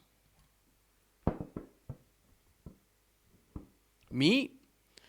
Well, not. I did study German. Ich habe Deutsch gelernt for like 4 or 5 years.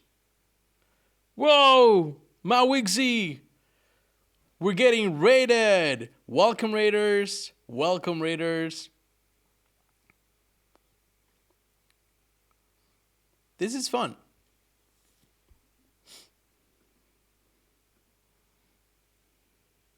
Raid!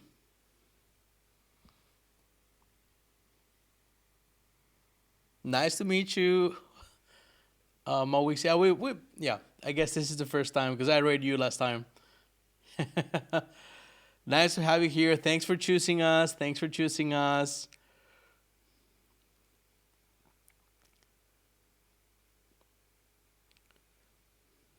For the Raiders, hi, my name is Leandro. I'm from Argentina, and this is me. I do a lot of OCaml. It's a cute little banner. Right now, we're building a runtime or a scheduler for OCaml called Riot. Where the hell do I have it open? Okay, just 1 second. Here, Riot. And this is a cool thing because it lets you write OCaml programs, right? Like if they were Erlang or Elixir programs. So with processes that communicate, but they're very, very lightweight, so you can spin up thousands of them. And yeah, we were trying to benchmark a little HTTP server that we've been writing, right? Those are words. I'm very confused. Yeah. The whole point is that it lets you sort of use your entire machine, right? Very nicely. So usually you write a program and it's like running on a single thread. And if you want to do something else, you need like promises or futures or speeding up more threads and communicating in some way, right? But in Erlang and in Elixir and now in OCaml as well with Riot, you can just write your program, right? And then if you throw it in a machine with more cores, it just runs in more cores. That's kind of the idea. Hey, ma, look at me.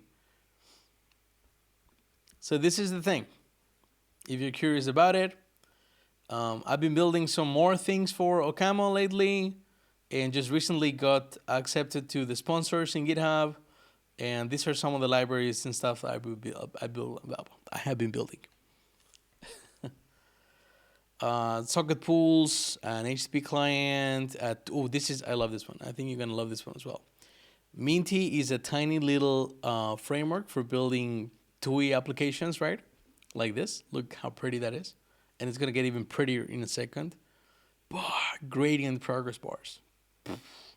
You got animated GIF built with emojis, stuff like that.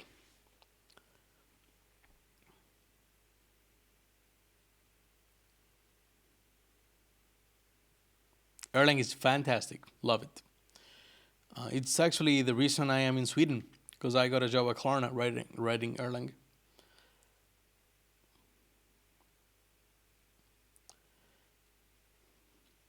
All right, so we're gonna run that command that Frank was asking us to. Sudo launch limit max files, right, one at a time. Because my guess is that this is that is a problem, right? And ulimit, we have it set up pretty high as well, but we can do that too. Okay, so same thing, right? 10,000 connections. Let's see how it goes.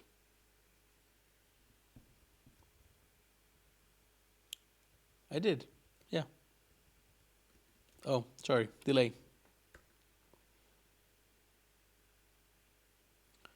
So 10,000 connections. No, 10,000 and then 6,000. We're still at the limit. That does not, unless that's the limit, right?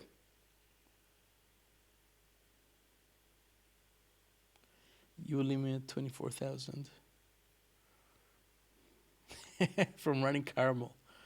Pontus. Those were the days where I'm not.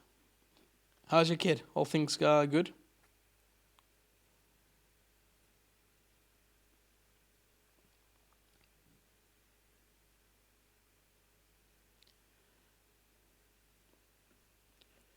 Let's see. We're gonna verify. How's Shirma? 23,000. That is pretty terrible over there. And over here, that's pretty good. So, is this per shell?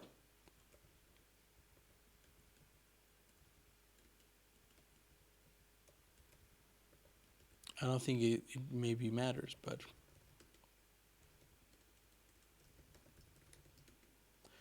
launch control launch control limit max files. That seems pretty good, right? I think that the load and reload albums are absolutely underrated. This song, King Nothing, we're gonna listen to that next. It just, to me, is one of the best songs they've written. And I remember being a child and coding to that song, and it was so much fun to do that. In fact, every time he plays, it just takes me back, which is kind of nice. What's the chat here? Cool.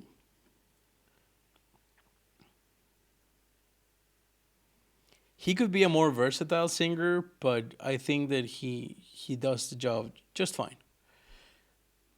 You know what I mean? Like, he has a couple of like vocal licks that he essentially uses in every song all the time.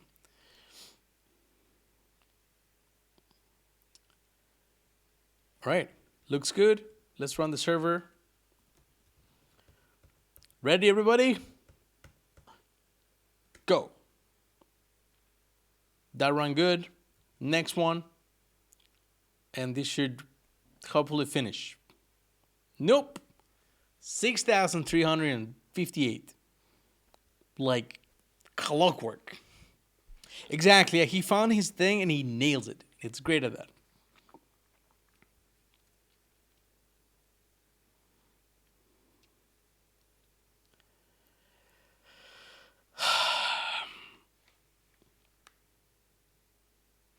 My guess is that the rest of the connections here are timing out at some point, right? Since they're usually the same number or very close number.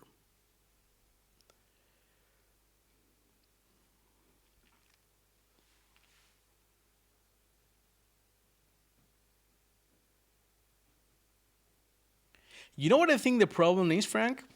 We're not closing the connections correctly.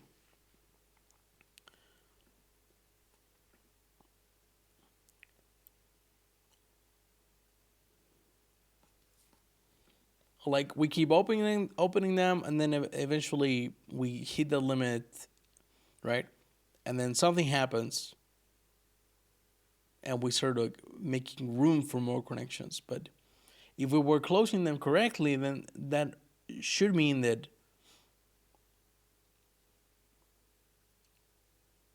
for everyone that we reply to, right, we have a new one available. So the maximum throughput will be like 16,000 per at a time, right? Does that napkin math make sense to you?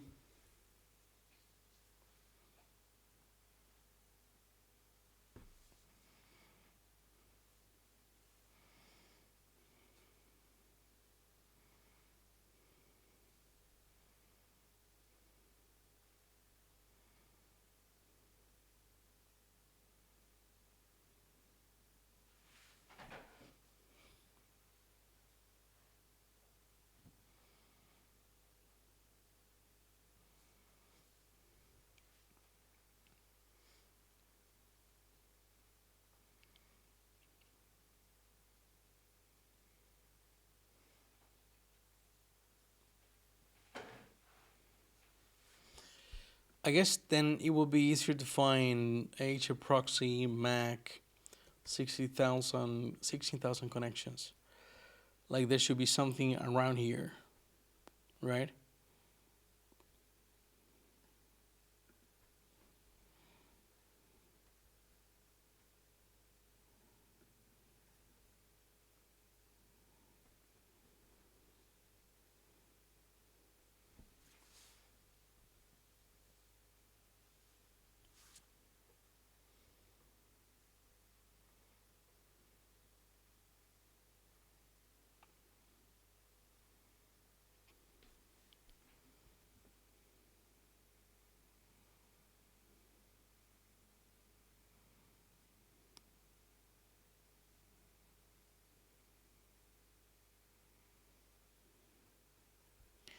Let's have a look. New command incoming. So we're changing the kernel max files, the kernel max files per process. Okay. Whew.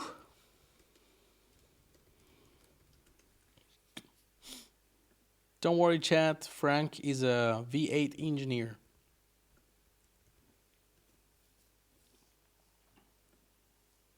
Hey, Privan, how's it going? Good morning. How was your Rust article?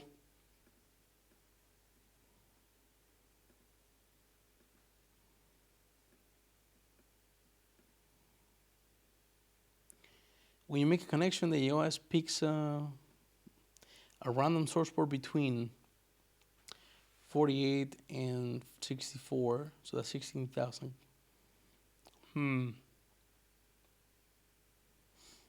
It is going great thanks to the help of chat, but otherwise very frustrating.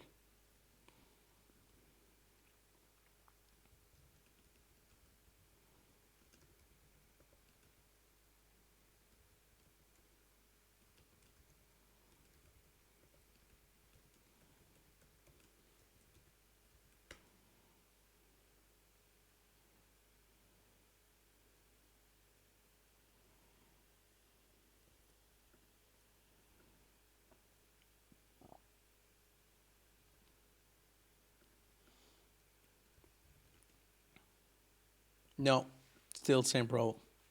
6,000 there.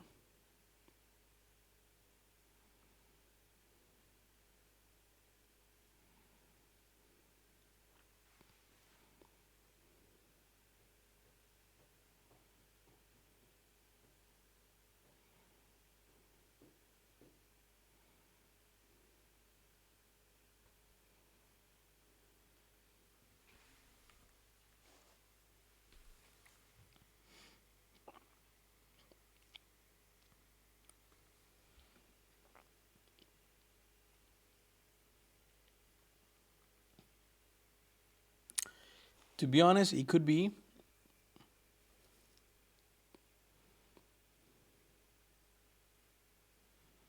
It wouldn't surprise me. Like macOS makes a lot of decisions that are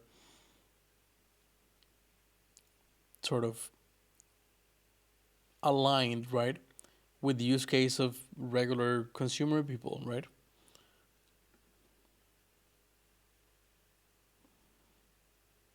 We're gonna ask ChatGPT. Let's see if it finds anything.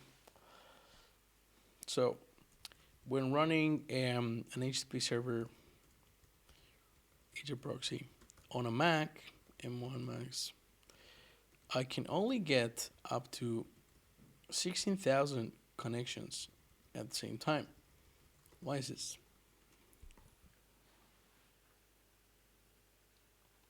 Well, this is the garbage it's beat before. It's kind of the same thing though. No, actually, it wouldn't be that hard. Just to try. The problem would be setting everything up there though.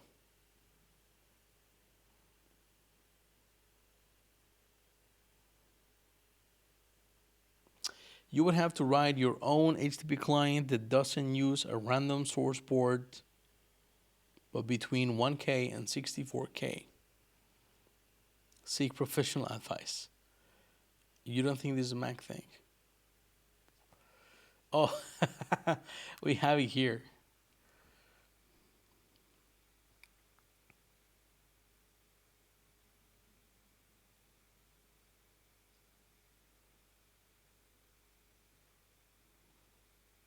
Hey, Mawixi, you're still around? Do you? I remember now what I was gonna ask. Do you use ChatGPT often for like coding stuff?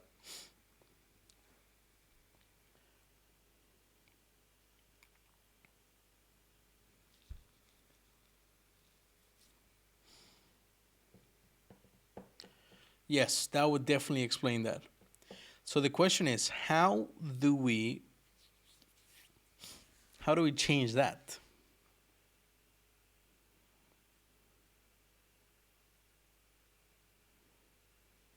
Run everything? Yeah, I can do that. What's the worst that can happen, right?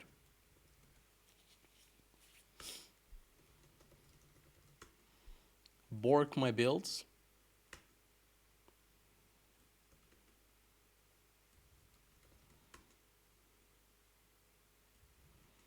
No, that did not do the trick.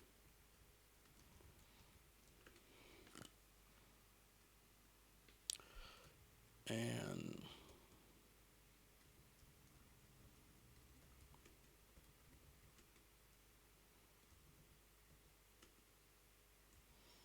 now it looks like I have something taking over that address already.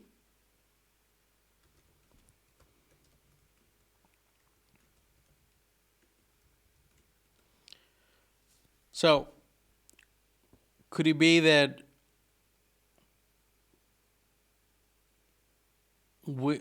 I keep coming back to maybe we're not closing the sockets, but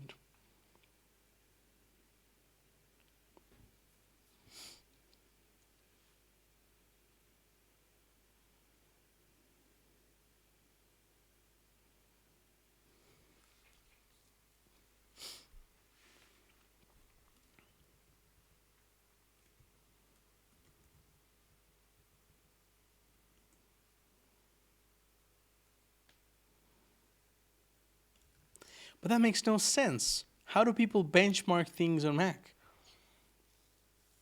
I don't like. If anything, I would expect these benchmarking tools to already be doing that. To already be saying, okay, we're gonna pick ports from like 10,000 and upwards.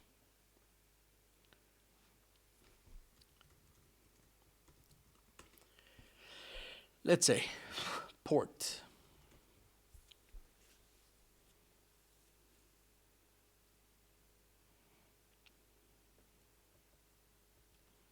Nothing.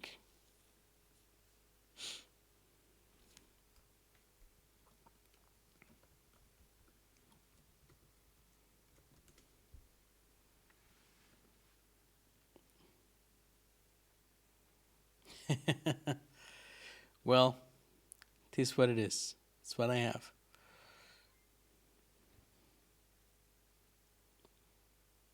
Thanks for the follow, Deadpool.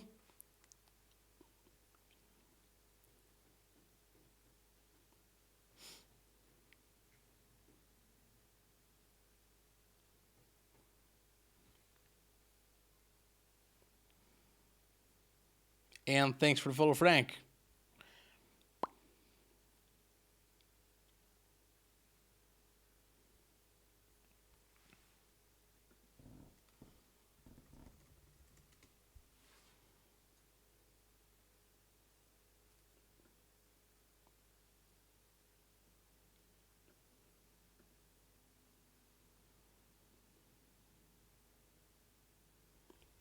So Mac OS TCP socket limit.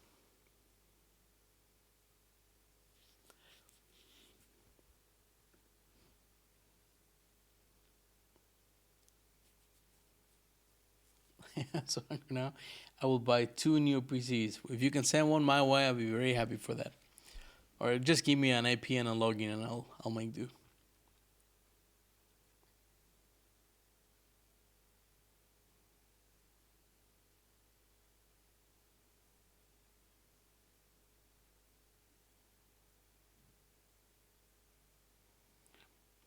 So have I like right now we're not really spinning up more threads, right? Like we spin up the threads for the scheduler when the application starts, and then we just spin up processes in there. But those are not Opera OS processes.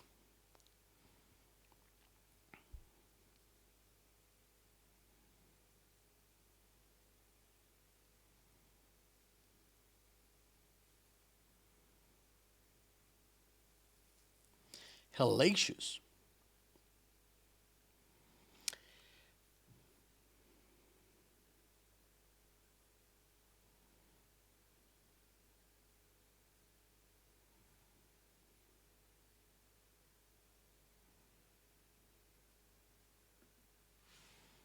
Oh, look at that. This is the math that we were talking about.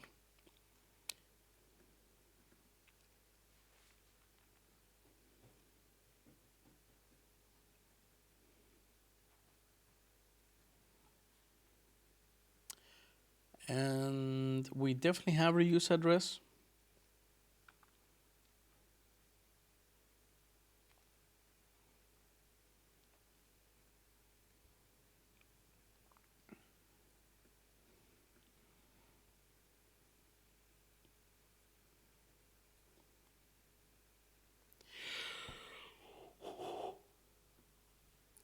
Okay, I found something.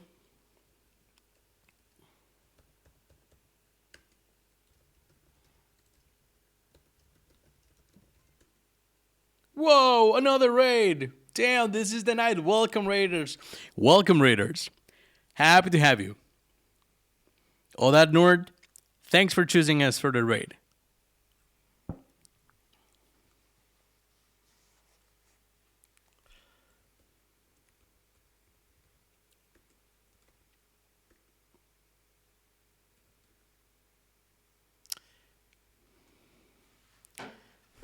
That fixed it, folks. That fixed it. Haha. Nice. Joining the gang. All right, dropping a follow there. Oh, I'm already following you. Cool.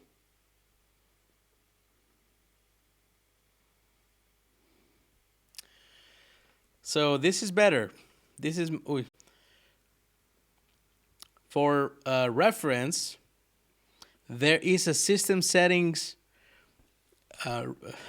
configuration for the first port in the port range that you can use, right? 100%, I'll do that. So I put that here. If you want to try it on your own end, you can just run that. Trust me, it's safe. We took it from the internet. Should be fine.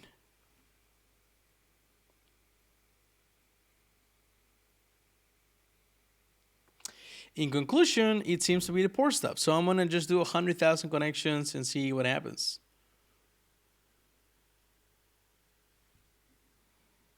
Yeah, I mean, we don't have 100,000 ports.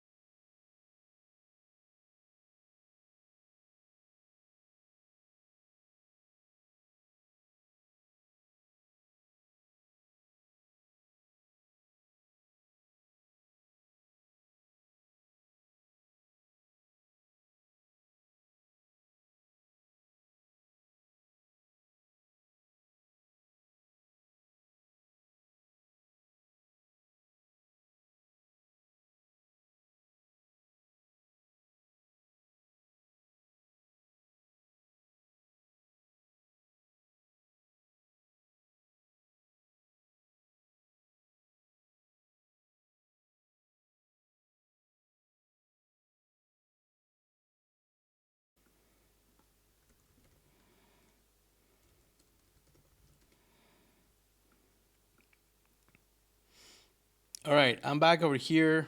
I don't know if you're back over there. But yeah,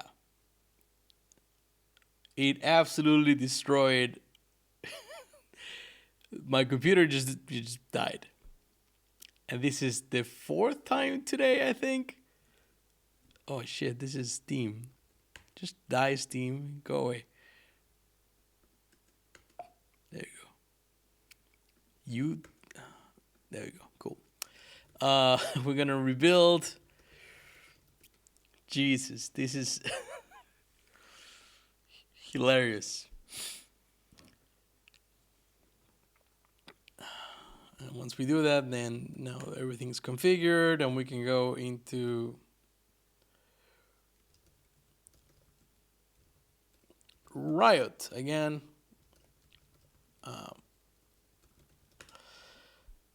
All right, it occurs to me that after this last raid, I didn't get a chance to introduce myself. Raiders, hi, my name's Leandro. You can find me on the Twitterverse and whatnot. I write a bunch of OCaml, and we're here on the stream writing, testing a multi-core scheduler for OCaml that lets you write OCaml programs with the actor model, which is close to what you can do with Erlang. It's pretty much the same style of concurrency and whatnot.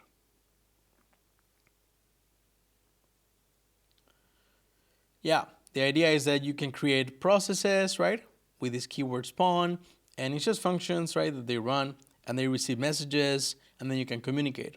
Erlang and Elixir are fantastic for building systems, right, like networking systems, like web APIs and things like that, because they can let you sort of build your program in a way that runs on one core or 1,000 cores, and you don't have to make any changes, which is kind of nice. So I'm trying to bring that into OCaml. There's a few other things that I'm building on. You can check my sponsors page as well here. Just got accepted. This is like super fresh. One of those is Nomad, which is an HTTP server, the one that we're benchmarking, right? And there's a couple of other things. One that is kind of cool is Minty, which is a little TUI application framework, right? For building, terminal UI applications in OCaml. And it has all sorts of nice things like gradients and also animations with emojis and whatnot. And we also have a ton of examples, which I'm really happy about. People are contributing to them. Things like counters and progress bars. These spinners are to die for. Look at that. I mean, come on. Oh, amazing. And we have some other weird things like an emoji game, and that it looks pretty terrible, but it's doable. Yeah. So I'll just drop a link in chat in case you want to have a look and play around with that.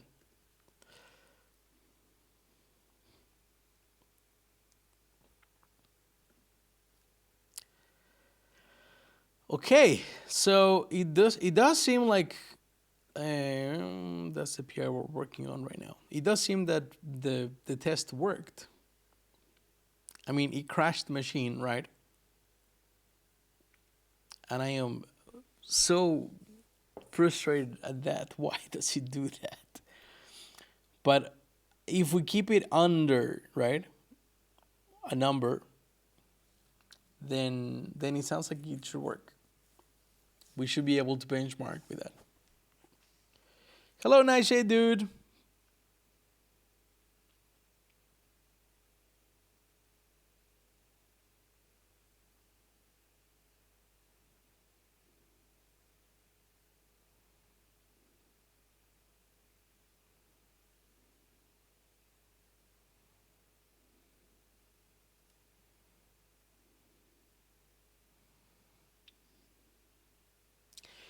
Leo Sarah probably burned more time with killing a machine than he would have taken out to spin up a VM. Maybe. I even have like orb stack and all that crap already installed.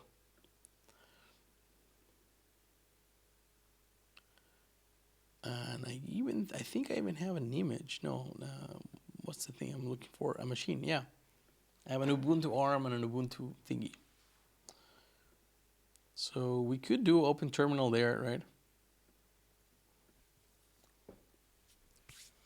And if I'm not mistaken, I should have a camel and stuff here.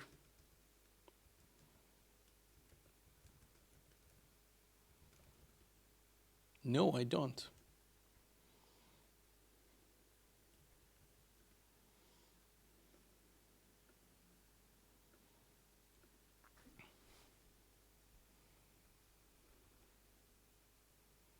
Checking the chat now.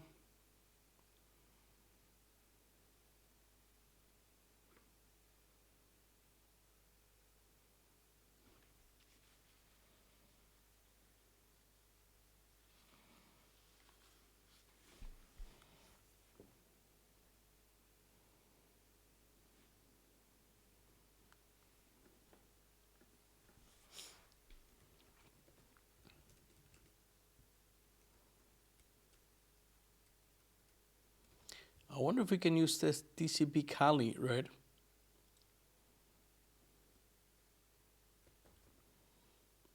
To get some numbers, like throughput numbers there.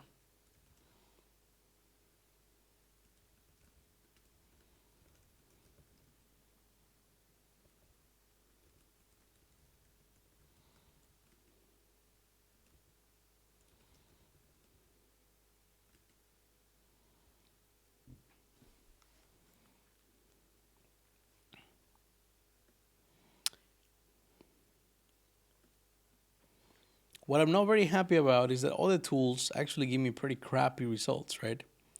Like if you look here, 46% success ratio.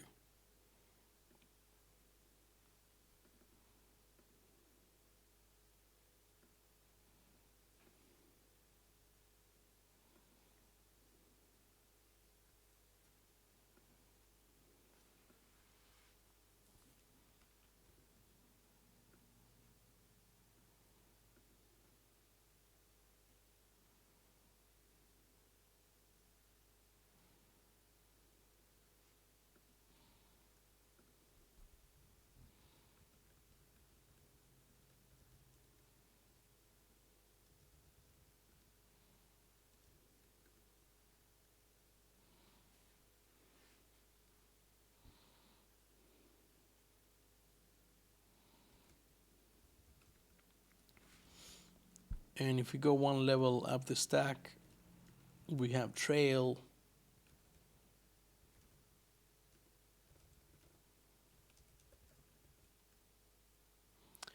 And we have an example here of Hello World. Right, we need to install Nomad.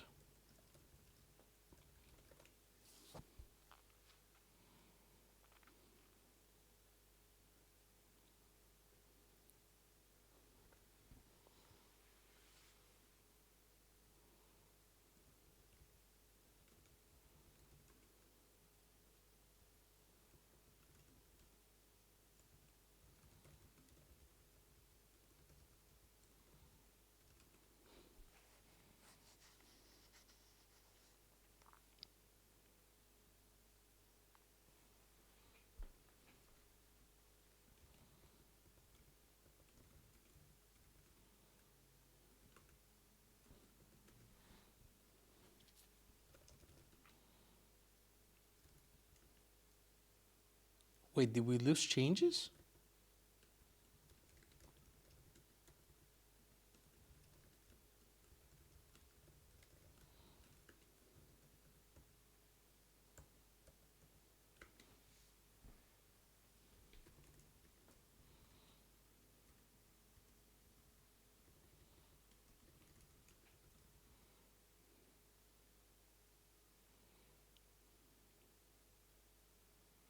We are back, yeah.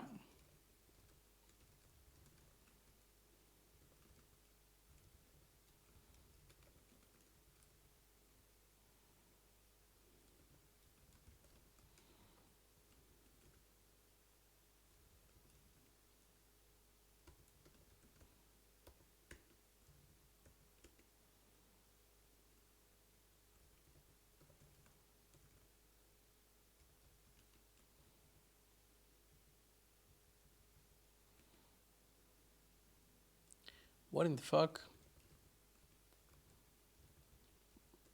Nomad001 dot.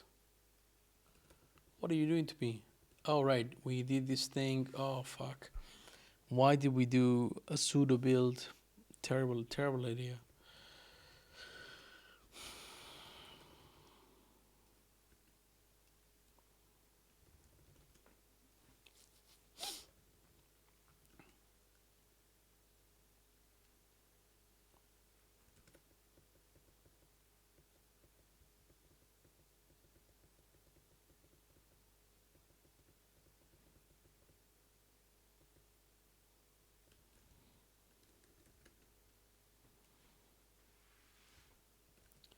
Are you serious?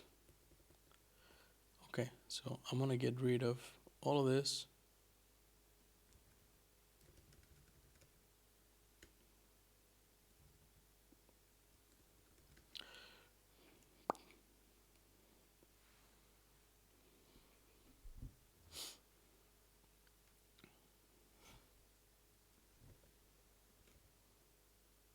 Cool.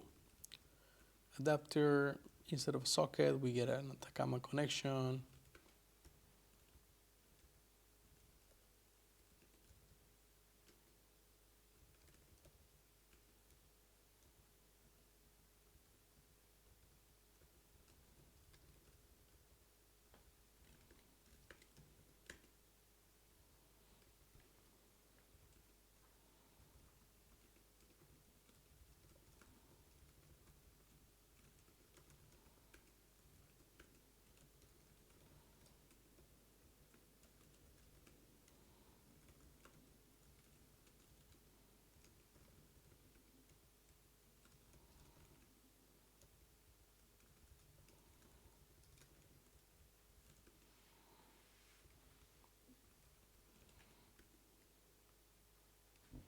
OPAM is your camel package manager.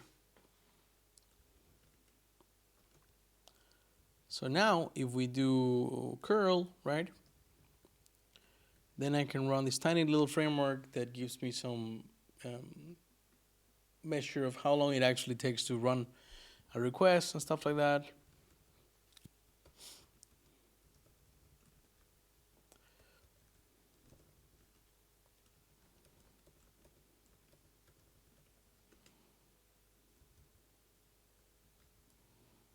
What? That makes sense.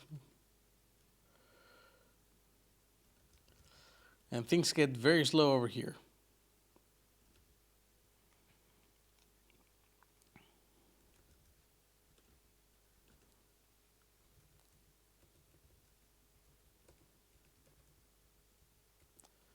Do an exec.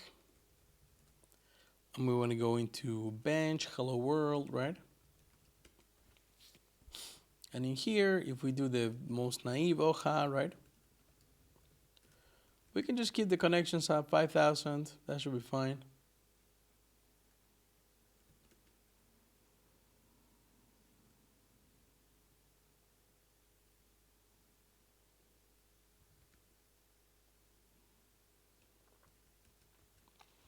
I forget how we do this. How do we do the timing here?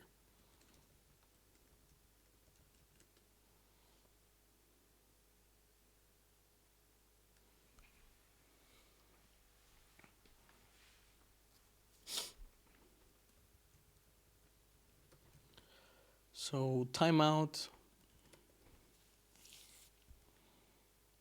Z. That was the one. Z. So we want 100 connections and Z. Give me 10 seconds.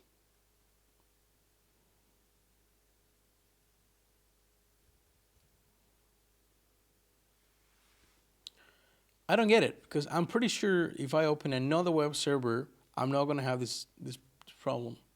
Because I run, unless I change something in the machine in the meantime, right? I have run all the things. So Bandit, for example, Bandit is an Elixir HTTP server.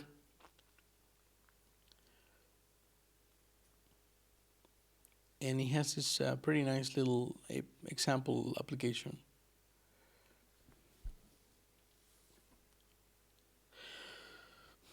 If I can find it.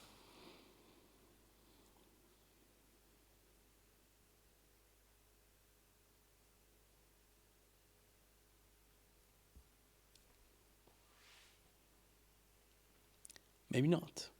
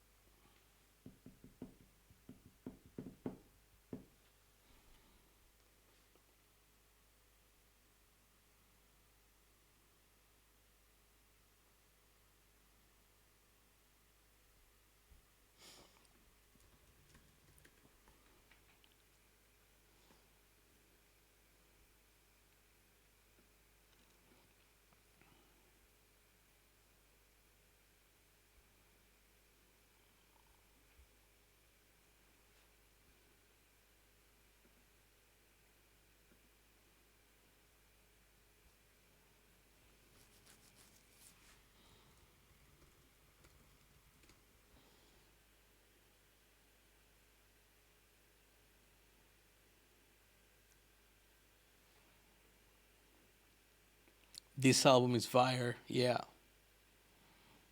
This is the song, by the way. King Nothing. I'm gonna turn it up a little bit. Oof.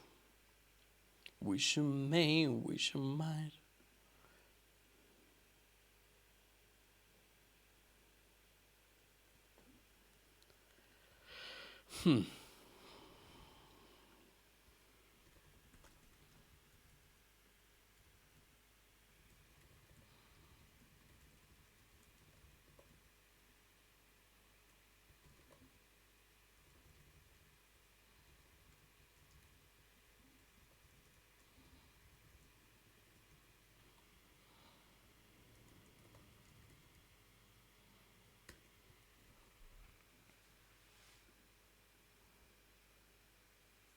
Wish you crown king nothing.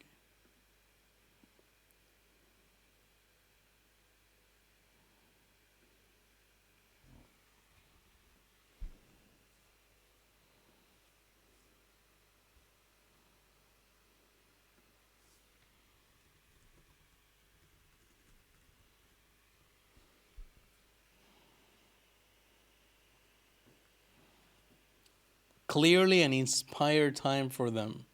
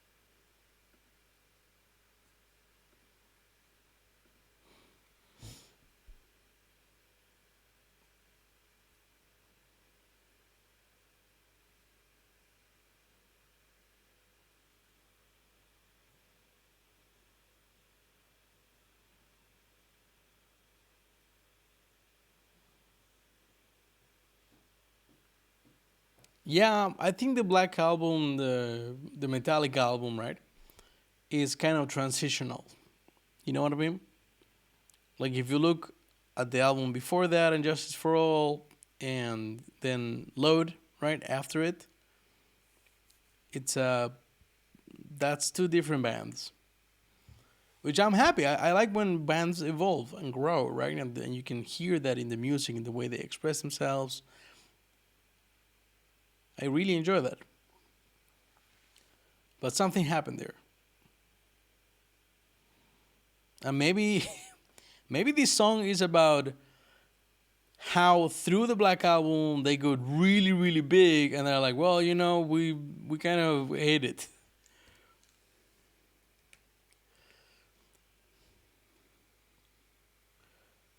Exactly, post Cliff and Mustaine. Imagine having to keep going, like, right, as a band after your friend died. That must have been an intense experience. Okay, so we've done that. This thing's still not as fast as I would like it to be, but it's fast enough for now.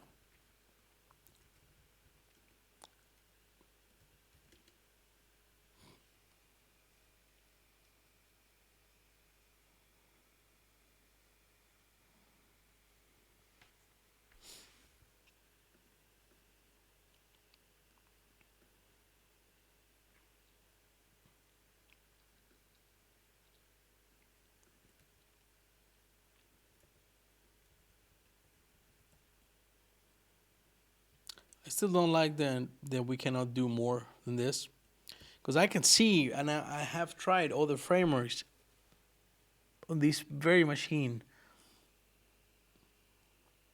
and I've gotten better results. Like not going through that limit, but maybe there's something new about the latest version Sonoma, right? I don't know. Clearly has something to do with the OS limit here.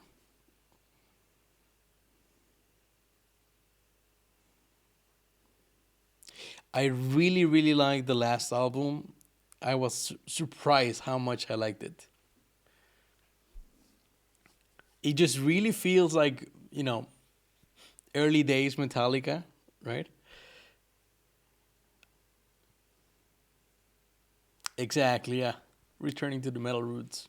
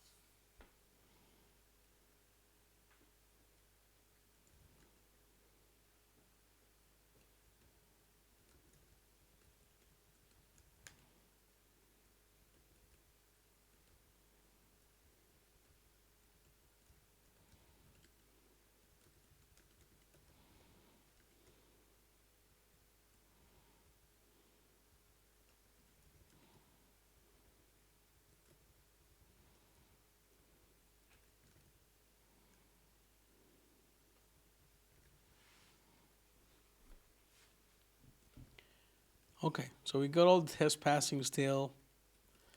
The one last thing I wanted to do was to run the instruments and optimize the one hash map, hash table iteration away.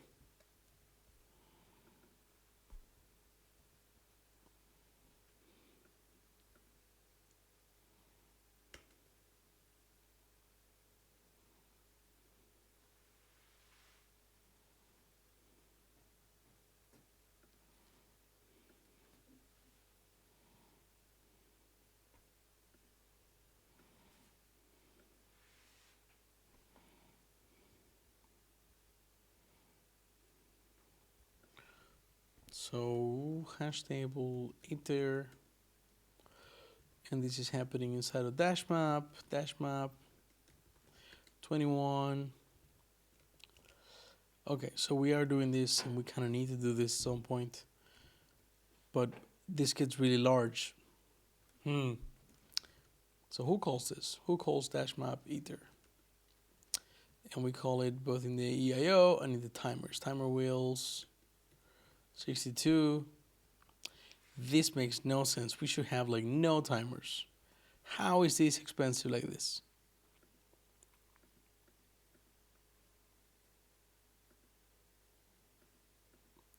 It's just happening on every thread? No.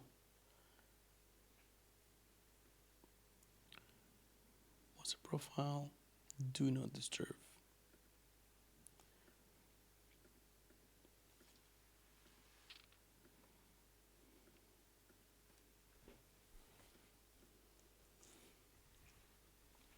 Okay, I'm gonna try one more thing here. And it's in Atacama, right? We create a connection. That connector. And then eventually we call network close on it.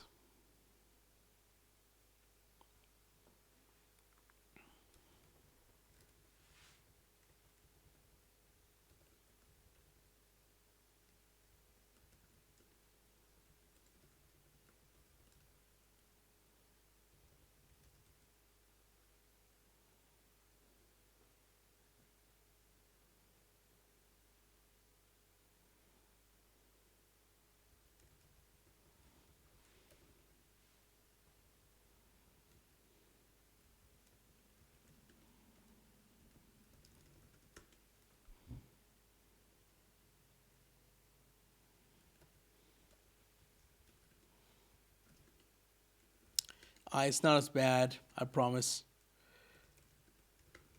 The types really make up for the wonky syntax. I'll give you that much. The syntax is like weird sometimes, many times.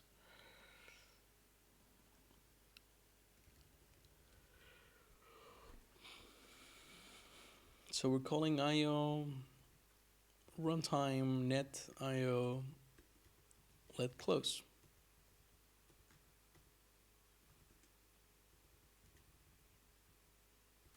If we close the file descriptor, right, we fucking better remove it as well from everywhere.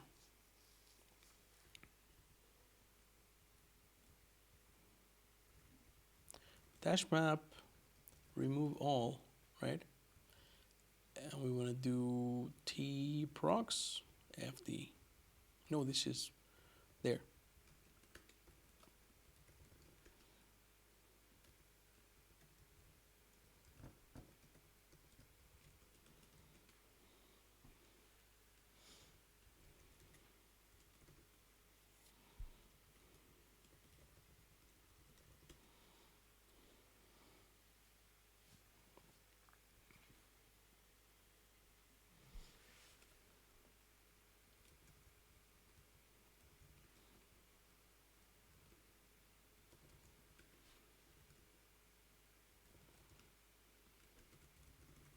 Fix remove FDs from poll table, poll set. That makes sense. So PAM install.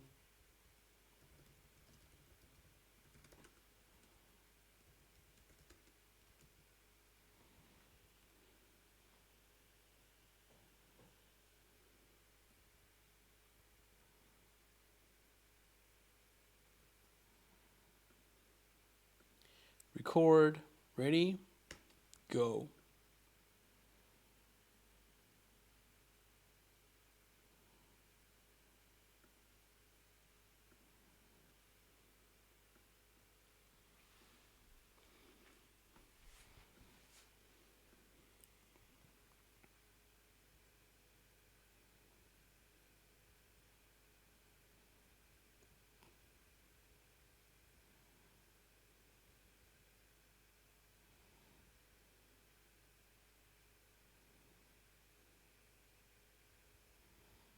Hmm.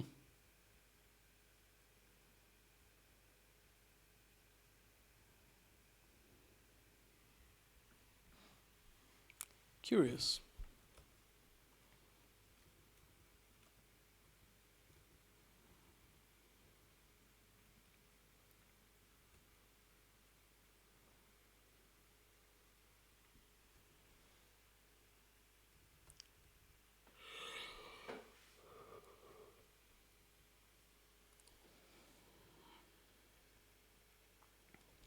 All right, folks. Let's go check around who's streaming, so we'll rate them.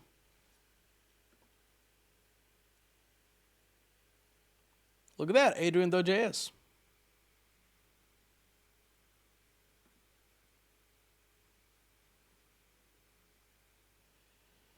What are they building?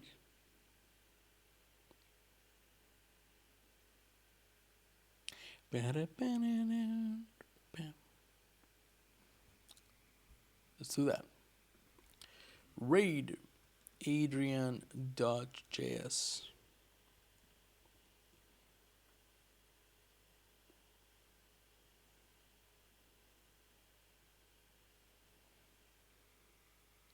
Let's do this, folks. It's rating time.